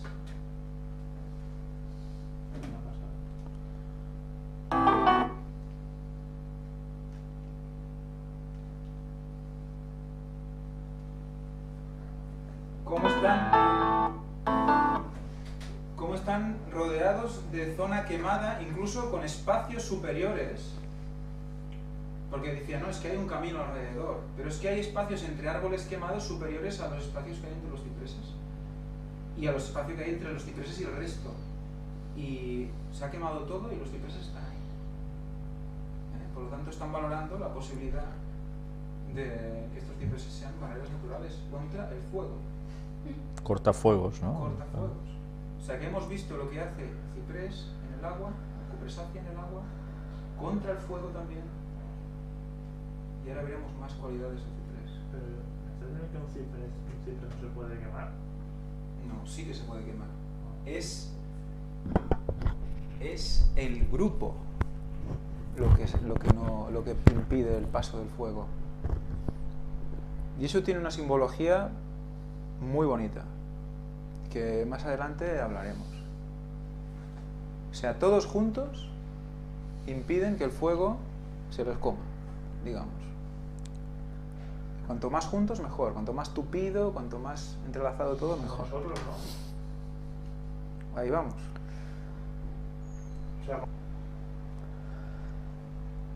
Bien, Ángel nos decía que esto tiene una aplicación muy bonita y sí la tiene, y es precisamente si pensamos en el retorno de Cristo, cuando precisamente todo lo que hemos visto en la presentación anterior que he mostrado, cuando Cristo viene queda todo quemado, pero Es que ni hecho queriendo, ¿eh? ¿quién tiene la facultad de no quedar quemado y derretido como el resto? Su pueblo, los que estén vivos esperando el retorno de Cristo y que van a ser salvos, esos 144.000. Pensar que Realmente. en la Biblia se compara muchas veces a personas con árboles, concretamente con cedros. No sé, hay una simbología que ya estamos empezando a ver que se rodea a ciprés de una resistencia brutal a todo y que además estuvo ahí formando el arca. Y mirad una vez más, recordemos la relación de que nosotros vamos a participar metafóricamente del cuerpo de Cristo en todo, ¿no? En todo. Entonces, aquí apunta el ciprés. Si nosotros seríamos esos cipreses que no nos quemamos cuando Jesús vuelva, ¿qué paralelismo hay con Dios? Lo vamos a ver entero, ¿vale? Eso es lo que nos va a dar, bueno, una visión de Jesús, de su, bueno, de todo el plan de salvación. Yo cuando descubrí, llamé a Víctor llorando. Yo estaba llorando. No sabía qué hacer, digo, lloré y ya está. Y no es por esto concretamente, no es por este vídeo, ¿eh? No. Es por lo que vamos a enseñar más adelante. Bueno, vamos allá. Seguimos. Me equivoco de mando. Este mejor. Vale. Vamos a seguir con el diluvio. Vamos a hacer una pequeño repaso de los días que duró el diluvio, según este libro, En busca de los orígenes, muy recomendable, de un señor quien tiene un apellido impronunciable. Yo me quedo con Jean Flory Henry. Rasolofo Masoandro. Rasolofo Masoandro. Me lo aprendí de pequeño cuando sacó el libro. Muy buen libro, ¿vale? Para los que tienen problemas entre la evolución y la creación, que no acaban de verlo claro, leeros este libro y saldréis de dudas. Y nos explica la cronología del diluvio. ¿Y por qué me meto yo ahora en la cronología del diluvio? De días. Pues para entender un poco más por qué una madera de este estilo. Tenemos la entrada del arca, Génesis 7:7, espera 7 días dentro del arca y empieza el diluvio. Subida de las aguas, 40 días, incluidos en los 150 días que duran las aguas sobre la tierra, crecimiento del nivel de las aguas, disminución del nivel de las aguas, todo esto dentro de los 150 días. Aparecen las cimas de los montes, 74 días, espera 40 días más, Noé suelta al cuervo, Génesis 8:7, Noé suelta una paloma, 7 días, otra paloma, 7 días, otra paloma, 7 días, aparece en la tierra 29 días, 9 y 2, 11, espera en el arca 56 días, 6, 5, 11, y la salida del arca. Y el relato del diluvio aparece en Génesis 7. Ahí está. 7, 8. Que el Ya 8 sabemos tampoco está que- mal. El que 8 tampoco está mal. Ya sabemos que los capítulos y los versículos fueron añadidos al texto muy posteriormente, ¿no? Pero una vez más nos da que pensar a ver si los señores que lo hicieron realmente sabían más de muchas cosas que nosotros, o es que Dios los guió a dividirlos precisamente así. Porque hay ciertos textos que caen en unos enclaves que te quedas asombrado de qué coincidencia. Como creo que es Lucas 21:31. Muy interesante. Pero eso ya lo digo para otros. Por otros momentos. 377 días. 377 días. Dices, bueno. Una madera imputrescible, inatacable, resistente a los golpes, resistente en el tiempo miles de años, para aguantar 377 días. Se ha pasado 3 pueblos. O sea, está hecho ya con previsión, ya... ¿Vale? Entonces, y de los cuales solo 314 en el agua, que dicen, no, es que en el agua es inatacable. Ya, pero 314 días en el agua los aguanta cualquier madera que se precie. Entonces, claro, cuando vemos que Noé tardó 120 años en construir el arca, entendemos, hombre, los primeros árboles que cortó aguantaron 120 años cortados, sin degradarse. Por lo tanto, habría que coger unos árboles que se mantuvieran 120 años sin degradarse. Y luego debería resistir miles de años y petrificarse. ¿Para qué? Para nosotros. Para que nosotros, la humanidad del tiempo del fin, la encontráramos. Es un testimonio vivo de lo que pasó y de la creación. Es la prueba, no es viviente porque está petrificada, pero fehaciente de lo que pasó. Además, teniendo en cuenta que pensad que el peso que llevaba dentro de animales grandes, de animales, de muchos tipos de animales, de una madera que además tiene tendencia, no es una madera excesivamente rígida, todo y que en aquellos tiempos la madera no era el ciprés de ahora. O sea que aguantaría aquella carga durante un año tranquilamente, hasta que salieran. Lo que interesaba era que aguantara 6.000 años. Eso es lo que interesaba de la madera. 4.500. Bueno, 4.500, ay, perdón, 4.500, perdón. Se me fue la pinza. ¿Vale? Pues esa es la idea. Aunque seguramente los árboles ya tenían sus años cuando Sí, Noé los desde cortó, luego, por lo menos evidentemente. 1.500. Ah, Por lo menos 1.500. Muy bien, entonces esto nos plantea una cosa. Un detalle de la madera. Secado. Bueno, tiene una conducción de secado, ha de realizarse cuidadosamente para evitar que aparezcan fendas, que se produzcan deformaciones, etc. Es una madera pues, que es muy nerviosa, se dice, ¿no? Y tiene muchos nudos. Eso en el tema estructural no le gusta mucho. Cuando hay nudos son defectos, los defectos implican que al tema de flexión, si hay muchos nudos, al final pues tiene problemas de roturas y eso, ¿no? A no ser que haya una sección muy grande. Entonces, ¿qué tenemos aquí? Nos define además que es un aserrado difícil, debido a la elevada presencia de nudos, como hemos dicho antes, y además irregularidad en los trozos. Mecanizado es delicado debido a los posibles defectos de su fibra, se astilla fácilmente. Imaginaos una astilla de ciprés del año 1600 de la creación. Una astilla debe ser impresionante. En cambio dice, el encolado y acabado no presentan problemas. Bueno, y el clavado y atornillado requiere realizar taladros previos para evitar que la madera se raje. Sí, hay que tratarla con un cariño. Pero además, fijaros en el encolado. ¿Por qué lo digo? Volvemos a la madera de arca encontrada por Ron Wyatt. Dice algo interesante en el momento de... Se requiere realizar taladros previos para evitar que la madera se raje con el clavado y atornillado. Sí. Sí, hay que mantenerla, que se mantenga sin roturas. Sin romper nada. ¿Qué utilizaría Noé? Un buen taladrillo. Hombre, para ese pedazo de madera que debían tener, que no es ni mucho menos esta calidad de dureza, pues no sé.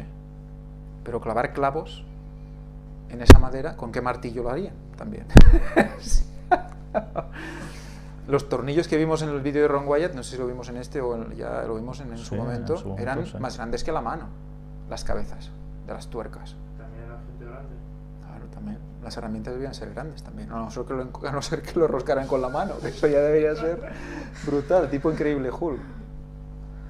Pues volvemos a la madera del arca para entender por qué os digo esto de encolada. Pues por esto. Por esto. Ron encontró un trozo de madera de cubierta y analizó ese trozo. Y al cortarlo, ¿qué encontró? Encontró madera laminada. Madera laminada antediluviana. No encontró una madera maciza, sino madera laminada. Que tú tuviste en tus manos. Que yo tuve en mis manos. ¿Vale? Vaya momento, siempre lo recordaré.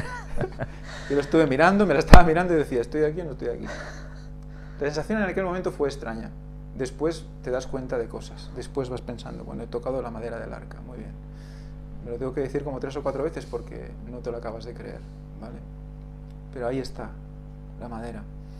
Y ahí arriba a la izquierda vemos un fotograma del vídeo que vimos el otro día, cómo se ve la costilla de la quilla del arca perfecta.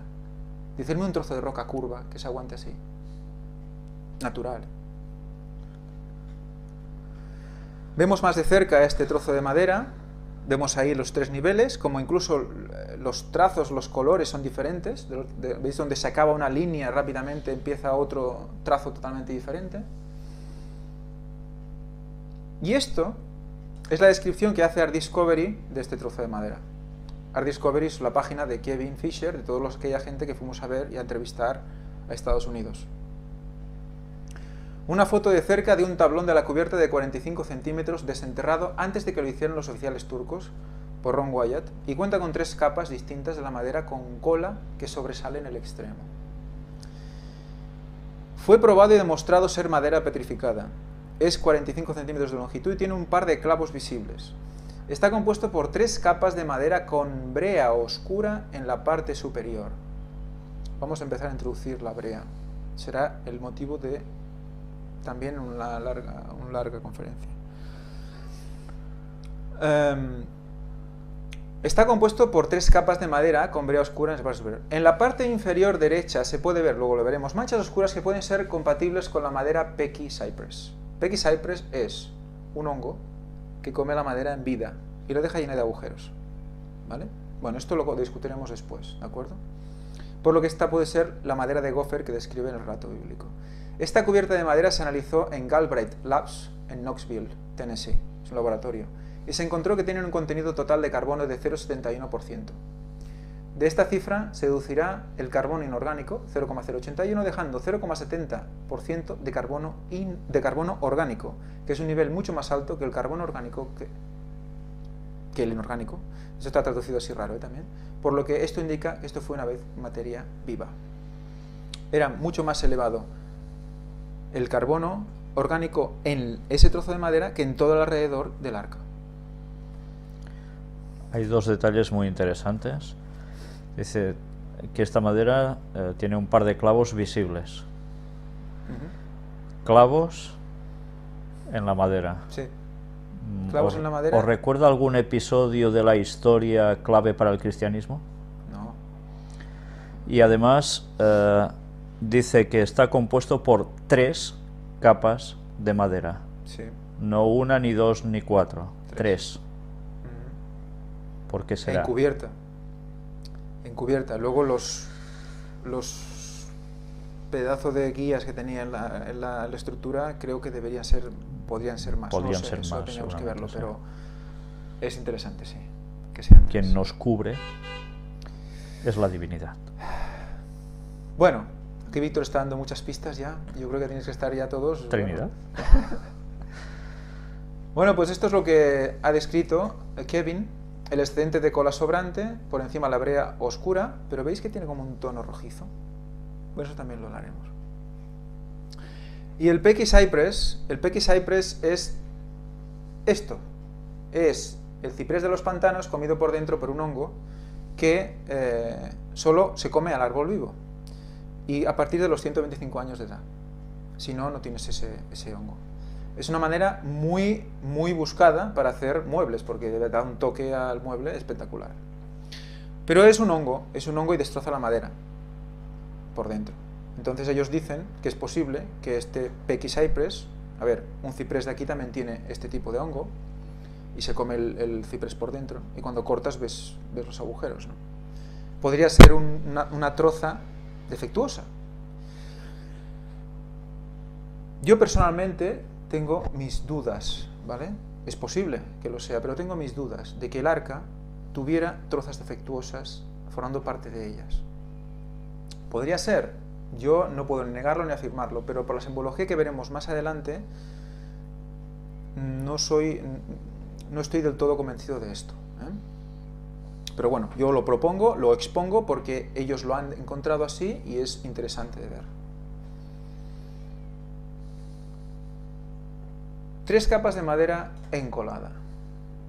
Por lo tanto, A capa por 1000 años salimos a... 3 capas de madera encolada.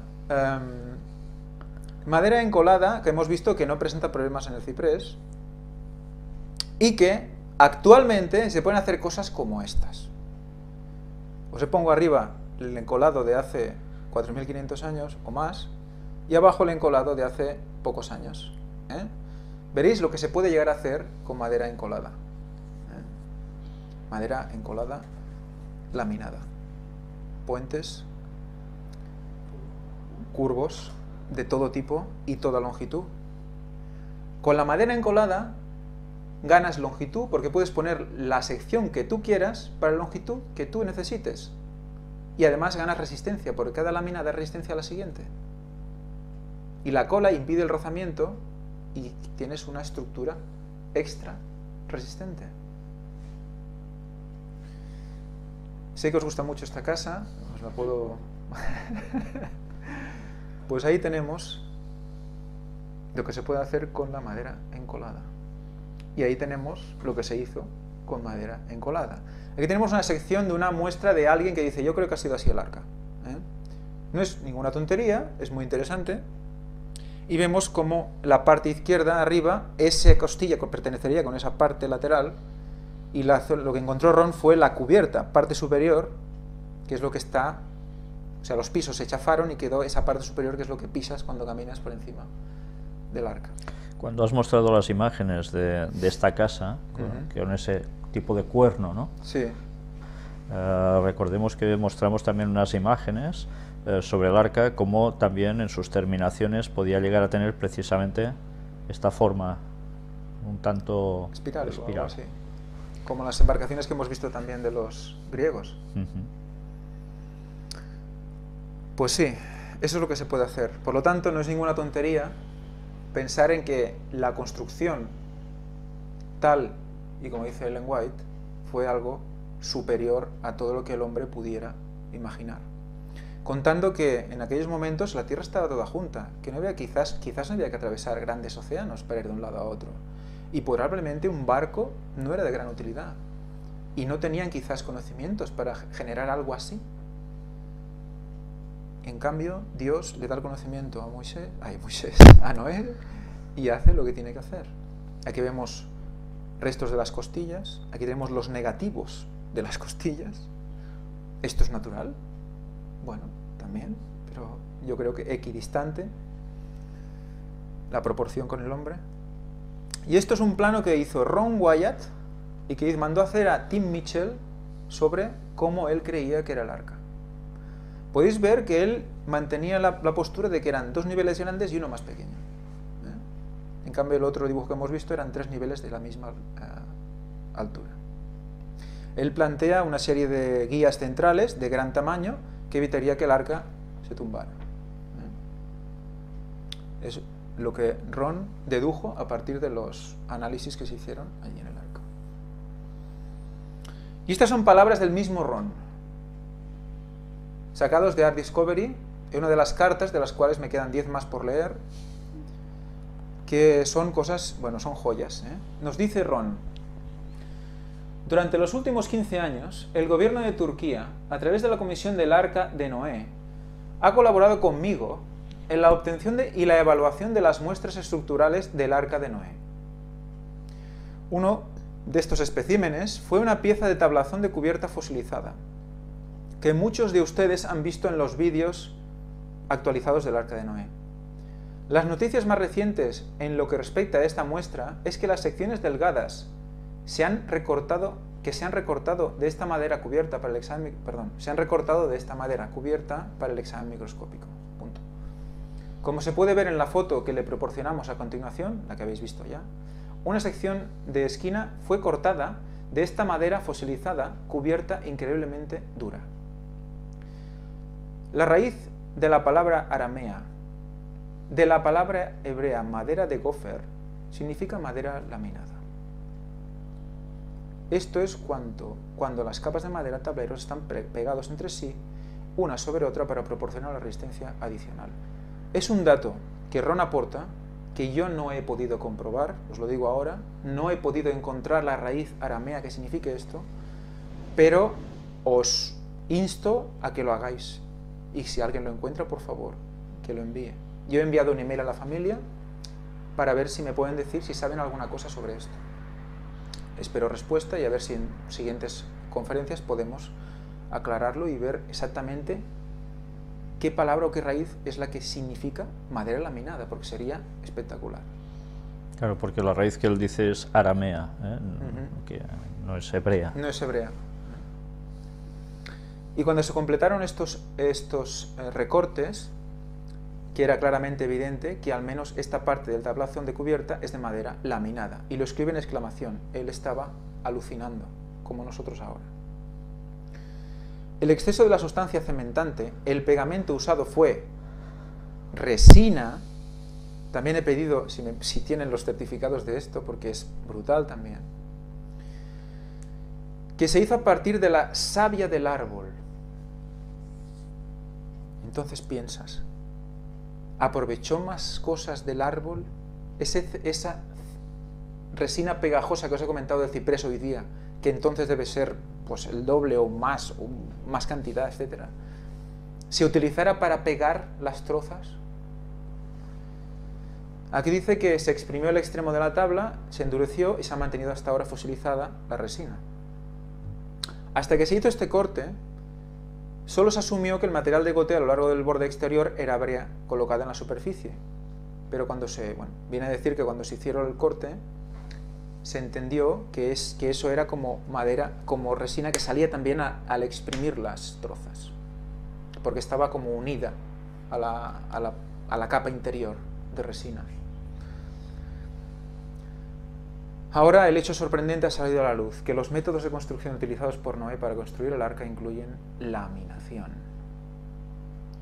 Si tenéis oportunidad, estudiar cómo se hace hoy en día la laminación. Implica colas, que no recuerdo ahora el nombre, extremadamente potentes químicamente para generar la unión de la madera, para que aguanten tiempo, para que se puedan, para que no se degraden con los tratamientos, etc. O sea, es una cosa de un estudio brutal. Y las encolan a calor, etcétera, etcétera, toda una serie de... O sea que eso, en ese momento, la resina tendría que aportar todas esas cualidades. No me imagino cámaras gigantescas de encolado. No, y recordemos que los pegamentos básicamente están hechos de resina. Recordad la palabra bedelio. En la tierra prometida había resina, gomorresina. Recordad que bedelio era gomorresina, era resina pegajosa. Utilizaban esa resina. Y hay textos bíblicos en los que se muestra que Judá, creo que era Judá además, Israel, no recuerdo si era Israel o Judá, que comerciaba con esta resina y la destilaba como aromas. Si pienso en la siguiente conferencia lo traeré.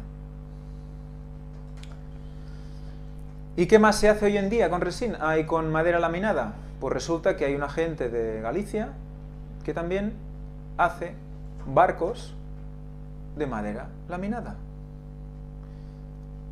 como una cosa muy novedosa, ¿vale? Fijaros la sabiduría de Dios, cuando la aplica, cuando es necesario y por qué se utiliza, porque realmente es útil para lo que se tiene que utilizar.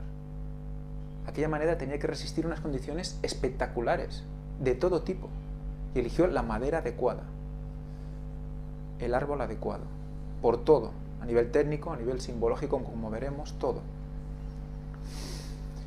Y aquí hablé con un compañero de trabajo de una empresa de laminación, y le dije, compañero, esto de la laminación, ¿cuánto hace que se conoce? Para saber.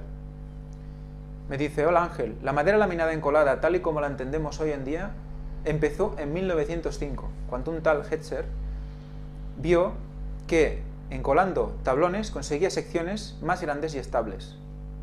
Más grandes y estables. O sea, esa inestabilidad que tenía el ciprés, o que tiene ahora, que se astilla, que no sé qué, todo eso, al encolar láminas, se evita. Pero no es hasta la década de 1930 cuando se desarrolla mucho la química que permite la fabricación de colas sintéticas que permiten hacer grandes vigas. O sea, hasta que no hay colas realmente que enganchan de narices, hablando mal o hablando raro, no hay maneras de que esa madera puedes hacer grandes secciones. Y es después de la Segunda Guerra Mundial que realmente explota el laminado construyendo grandes naves de luces importantes.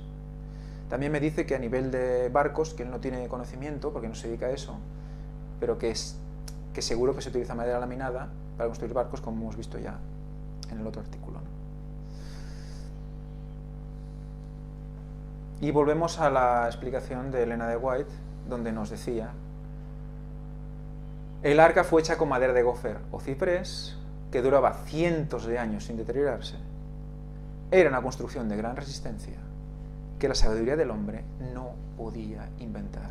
Y se me pone la piel de gallina al decirlo, porque está definiendo todo lo que hemos encontrado sin hacer esta investigación, sin tener los datos de resistencia mecánica, de resistencia a los insectos. Sabía que resistía muchos años. En 1800 y pico. En 1800 y pico, sí.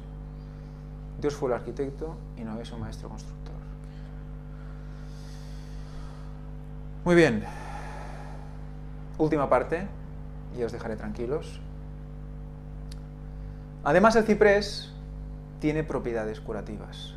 Además de ser resistente, repoblar toda la tierra, vivir en cualquier lugar, tiene propiedades curativas.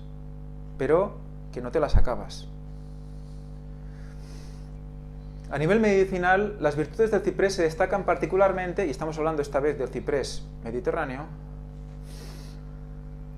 sobre el sistema circulatorio, curando varices, debilidad capilar, desórdenes menstruales, ya se trate de reglas excesivamente abundantes o de hemorragias vaginales no relacionadas con la menstruación. En el caso masculino es probadamente efectivo contra la varicocele, que son varices de los testículos. Es también beneficioso para atenuar y sanar las alteraciones del sistema renal, cistitis o infecciones urinarias, problemas con la próstata. Del sistema respiratorio, bronquitis, asma, sinusitis, toses espasmódicas, y del sistema digestivo, hemorroides, diarreas, úlceras. También, entre otras muchas funciones, alivia inflamaciones, edemas y dolores reumáticos en general. La parte del ciprés que se utiliza con fines terapéuticos es predominantemente el fruto. Predominantemente el fruto. Quedaros con el fruto, ese cono, esa piña. Procesado para extraer sus aceites esenciales. Y demás sustancias sanativas. Aceite de unción. Bueno. Y hay personas que, claro, ven que esta piña no tiene piñones porque no, es de un pino, no sirve para nada, y pum, me dan una patada. Patada. Coger las piñas de ciprés, oledlas, partirlas y oledlas. Es tremendo.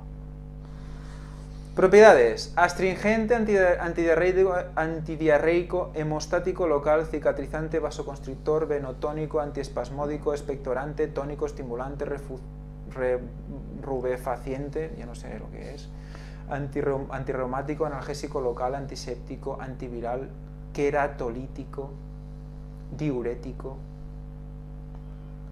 Eso sí se debe utilizar con control, porque es tan potente que si te pasas intoxica. Gotas de ciprés, de esencia de ciprés, para que funcione. O sea que tienes con un potecito de esencia diluido en agua. Hay ejemplos en internet de gente con dismenorreas grandes, o sea, problemas de reglas constantes, ni un día de tranquilidad, que al tomar el ciprés durante un mes, lo he regularizado en menos de un mes, y empezaba a notar cambios. Usos: buen remedio para el tratamiento de las hemorroides, eso ya lo hemos dicho. Herpes zóster, por sus propiedades astringentes, vasoconstrictor, se utiliza para aliviar úlceras varicosas. Las hojas de ciprés machacadas puestas sobre una herida fresca las sueldan y cortan la hemorragia. Atenúa las alteraciones del sistema renal, como cistitis. Regulariza reglas, ya lo hemos dicho. Trastornos de la menopausia. ¿Nos hemos dejado algo? Porque es que creo que más o menos lo tocamos todo, ¿eh? Circulatorio, respiratorio, sanguíneo, bueno, diarrea, ya lo hemos dicho. Asma, por el tema de ser antiespasmódicos, o sea, no se cierra rápidamente, no tienes ese ataque rápido. La fiebre, es diurético, lo hemos dicho. Dolores reumáticos, que un compañero sabrá lo que es esto. Constituye un remedio para las verrugas superficiales. Evita la transpiración excesiva de la piel. El ciprés contiene un aceite esencial muy aromático con el que romanos elaboraban perfumes. Se utilizaba como tinte, pues las hojas machacadas y mezcladas con vinagre hacen negro el cabello. Quedaros con esto, ¿vale? Quedaros con esto, con el tinte. Su madera es de buena calidad y larga vida, porque se ha utilizado en la construcción de barcos, tal. Muy bien, ¿qué más? Famoso en las culturas antiguas por sus múltiples usos medicinales. El ciprés contiene una sustancia llamada tanino, en otros sitios llaman de cipresina, la cual tiene la propiedad de tratar eficazmente hemorroides y varices. En ciertos países de Arabia se usa para purificar el agua. Para hacer un proyecto de ciencias con los niños, cortamos una ramita de ciprés y la colocamos dentro de un vaso de agua. Al cabo de 6 meses, creo que se habla de la tuya aquí, que es otra especie de cupersácea, ¿vale? Al cabo de 6 meses el agua en el vaso no se habrá evaporado ni se enturbiará. Por lo tanto, ni genera algas, ni deposiciones, ni nada. Muchas personas de la cultura islámica usan las ramas de ciprés para purificar el agua de los pozos y las cisternas. Las ramitas flotan sobre la superficie del agua y mantienen el agua clara y purificada. Pensar ahora, 377 días iban sin agua. ¿Iban sin agua? Yo me imagino una pedazo de cisterna con agua. Si no, ¿cómo resisten esta gente? ¿A base de leche de vaca? No lo sé. Pero yo me imagino una cisterna con agua. Limpieza, etcétera. Animales que ahí se cagan y se mean y todo, yo qué sé. Agua. Y el agua no podía pudrirse, no podía degradarse. Yo me imagino lo que sobra del ciprés metido en el agua. Y no tenemos problemas de agua. Pero es que sigue la cosa, sigue. Desodorante. Hepático, sudorífico, tónico, sedante. Sedante también, O sea que tranquiliza. Estado de ánimo. Tiene la exquisita propiedad de calmar el estado nervioso o de agitación y de inspirar a un ambiente alegre y animoso. Esto me recuerda a leer el Evangelio. Ambiente, refrescante, limpia bacterias, crea un ambiente limpio. Cabello. El extracto de ciprés es bueno para ocultar las canas de manera discreta. Como tónico capilar es muy suave. Estimula el crecimiento de la melena y ayuda a frenar la caída del cabello masculino. No os riáis de mí. Todo el mundo ha pensado en Víctor, no sé por qué. Perfumería. Su aceite es útil para elaborar jabones, inciensos, champú, productos limpiadores, etc. También con este aceite se elaboran velas aromáticas muy atractivas para usar como alternativa a los desodorantes ambientales. Y ahora quedémonos otra vez con la tuya. Muy interesante. Dice, el follaje es rico en vitamina C. Los nativos de Canadá usan las acículas de Trulla occidentalis, tuya de Canadá, Trulla no, tuya, para hacer un té que tiene 50 miligramos de vitamina C por cada 100 gramos. Esto ayuda a combatir el escorbuto. Muy bien, ¿alguien se acuerda de lo que es el escorbuto? El escorbuto es una avitaminosis producida por la deficiencia de vitamina C. Era común en los marinos que subsistían con dietas en las que no prefiguraban fruta fresca ni hortalizas. Fue reconocida hace más de 2 siglos por el médico naval James Lind, que la prevenía o curaba añadiendo cítricos a la dieta. Y yo pregunto, 377 días, ¿había árboles dentro que crecía fruta fresca de los árboles? ¿Os aguanta la fruta un año? Vitamina C. Para pasar los 377 días. Antes de que descubrieran esto, muchos marinos morían por esta causa. Sí, señor. Sí, señor. Agua pura. Agua pura. Vitamina C. Estructura resistente. Podemos irnos con el ciprés donde queramos. Y aquí un texto sobre, bueno, es una web islámica muy interesante, esto lo leeremos en otro tema. Vamos a coger lo que nos interesa, que es pues, el tema de la salud.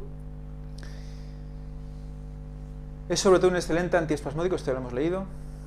Echada, por ejemplo, en el agua hirviendo, da vaos adecuados contra excesos de tos convulsiva. Hemos leído ya bronquitis y también resulta que para tratar la gripe. También tiene un profundo efecto por sus cualidades cuasi hormonales sobre el aparato reproductor femenino. Por eso, pues lo que decíamos, la dismenorrea y trastornos de menopausia. Estudios de indiscutible seriedad y competencia, Raclette, Bourdeau, Balnet, califican de apta para detener el desarrollo de tumores en los estados cancerosos, terreno cancerígeno.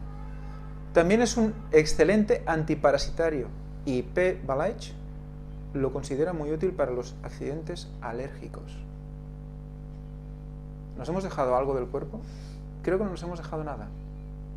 Si hay que estar encerrado 377 días, yo me pido ciprés.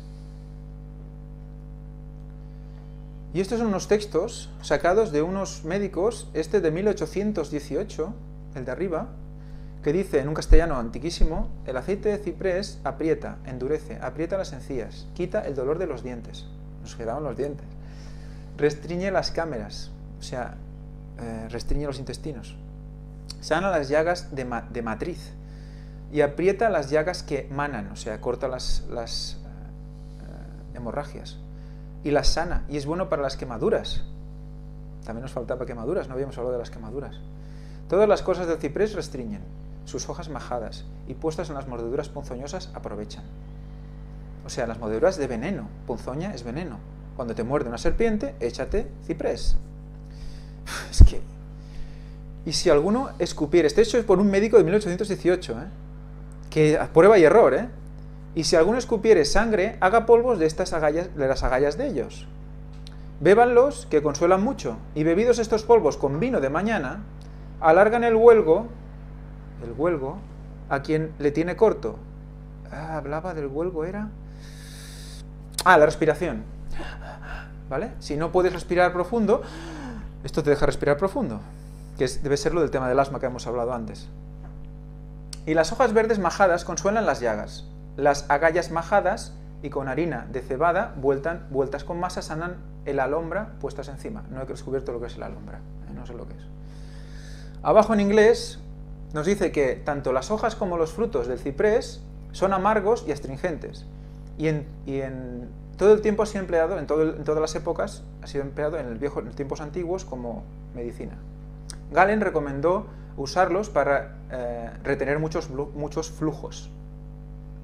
Pero en el día de hoy se ha caído en el absoluto olvido. Fijaros, qué increíble. Cuántas mujeres sufriendo de estos problemas, incluso de varices. De la picadura de la serpiente, ¡Ah! ¿el ciprés lo soluciona? Veo que vas por ahí, veo que vas bien encaminado. Vas bien encaminado. Serpiente, emblema de ya sabemos quién. Entonces, ciprés, emblema de quién. Muy bien. Ahí Víctor se ha vuelto a la otra pista. Yo es que no me atrevo. Pero es muy interesante todo lo que está diciendo. Haceros una idea. Fijaros cómo es salud. ¿Quién es el médico por excelencia?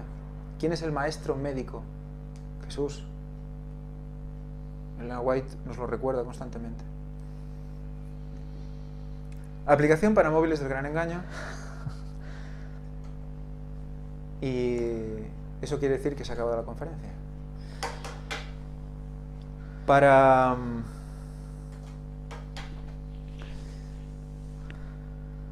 la semana que viene, si Dios quiere, quiero tener preparado el tema de la simbología de ciprés. Y por mí lo dejaremos aquí porque estamos todos cansados. Pero si quieres hacer algún comentario o algo. Bueno, respecto a la brea aún hablaremos un poquito más. Un poco más no, hablaremos mucho de la brea. Por decirlo suavemente. Hablaremos mucho de la brea porque cuando acabemos con la madera nos meteremos con la brea y veréis a dónde nos lleva todo esto.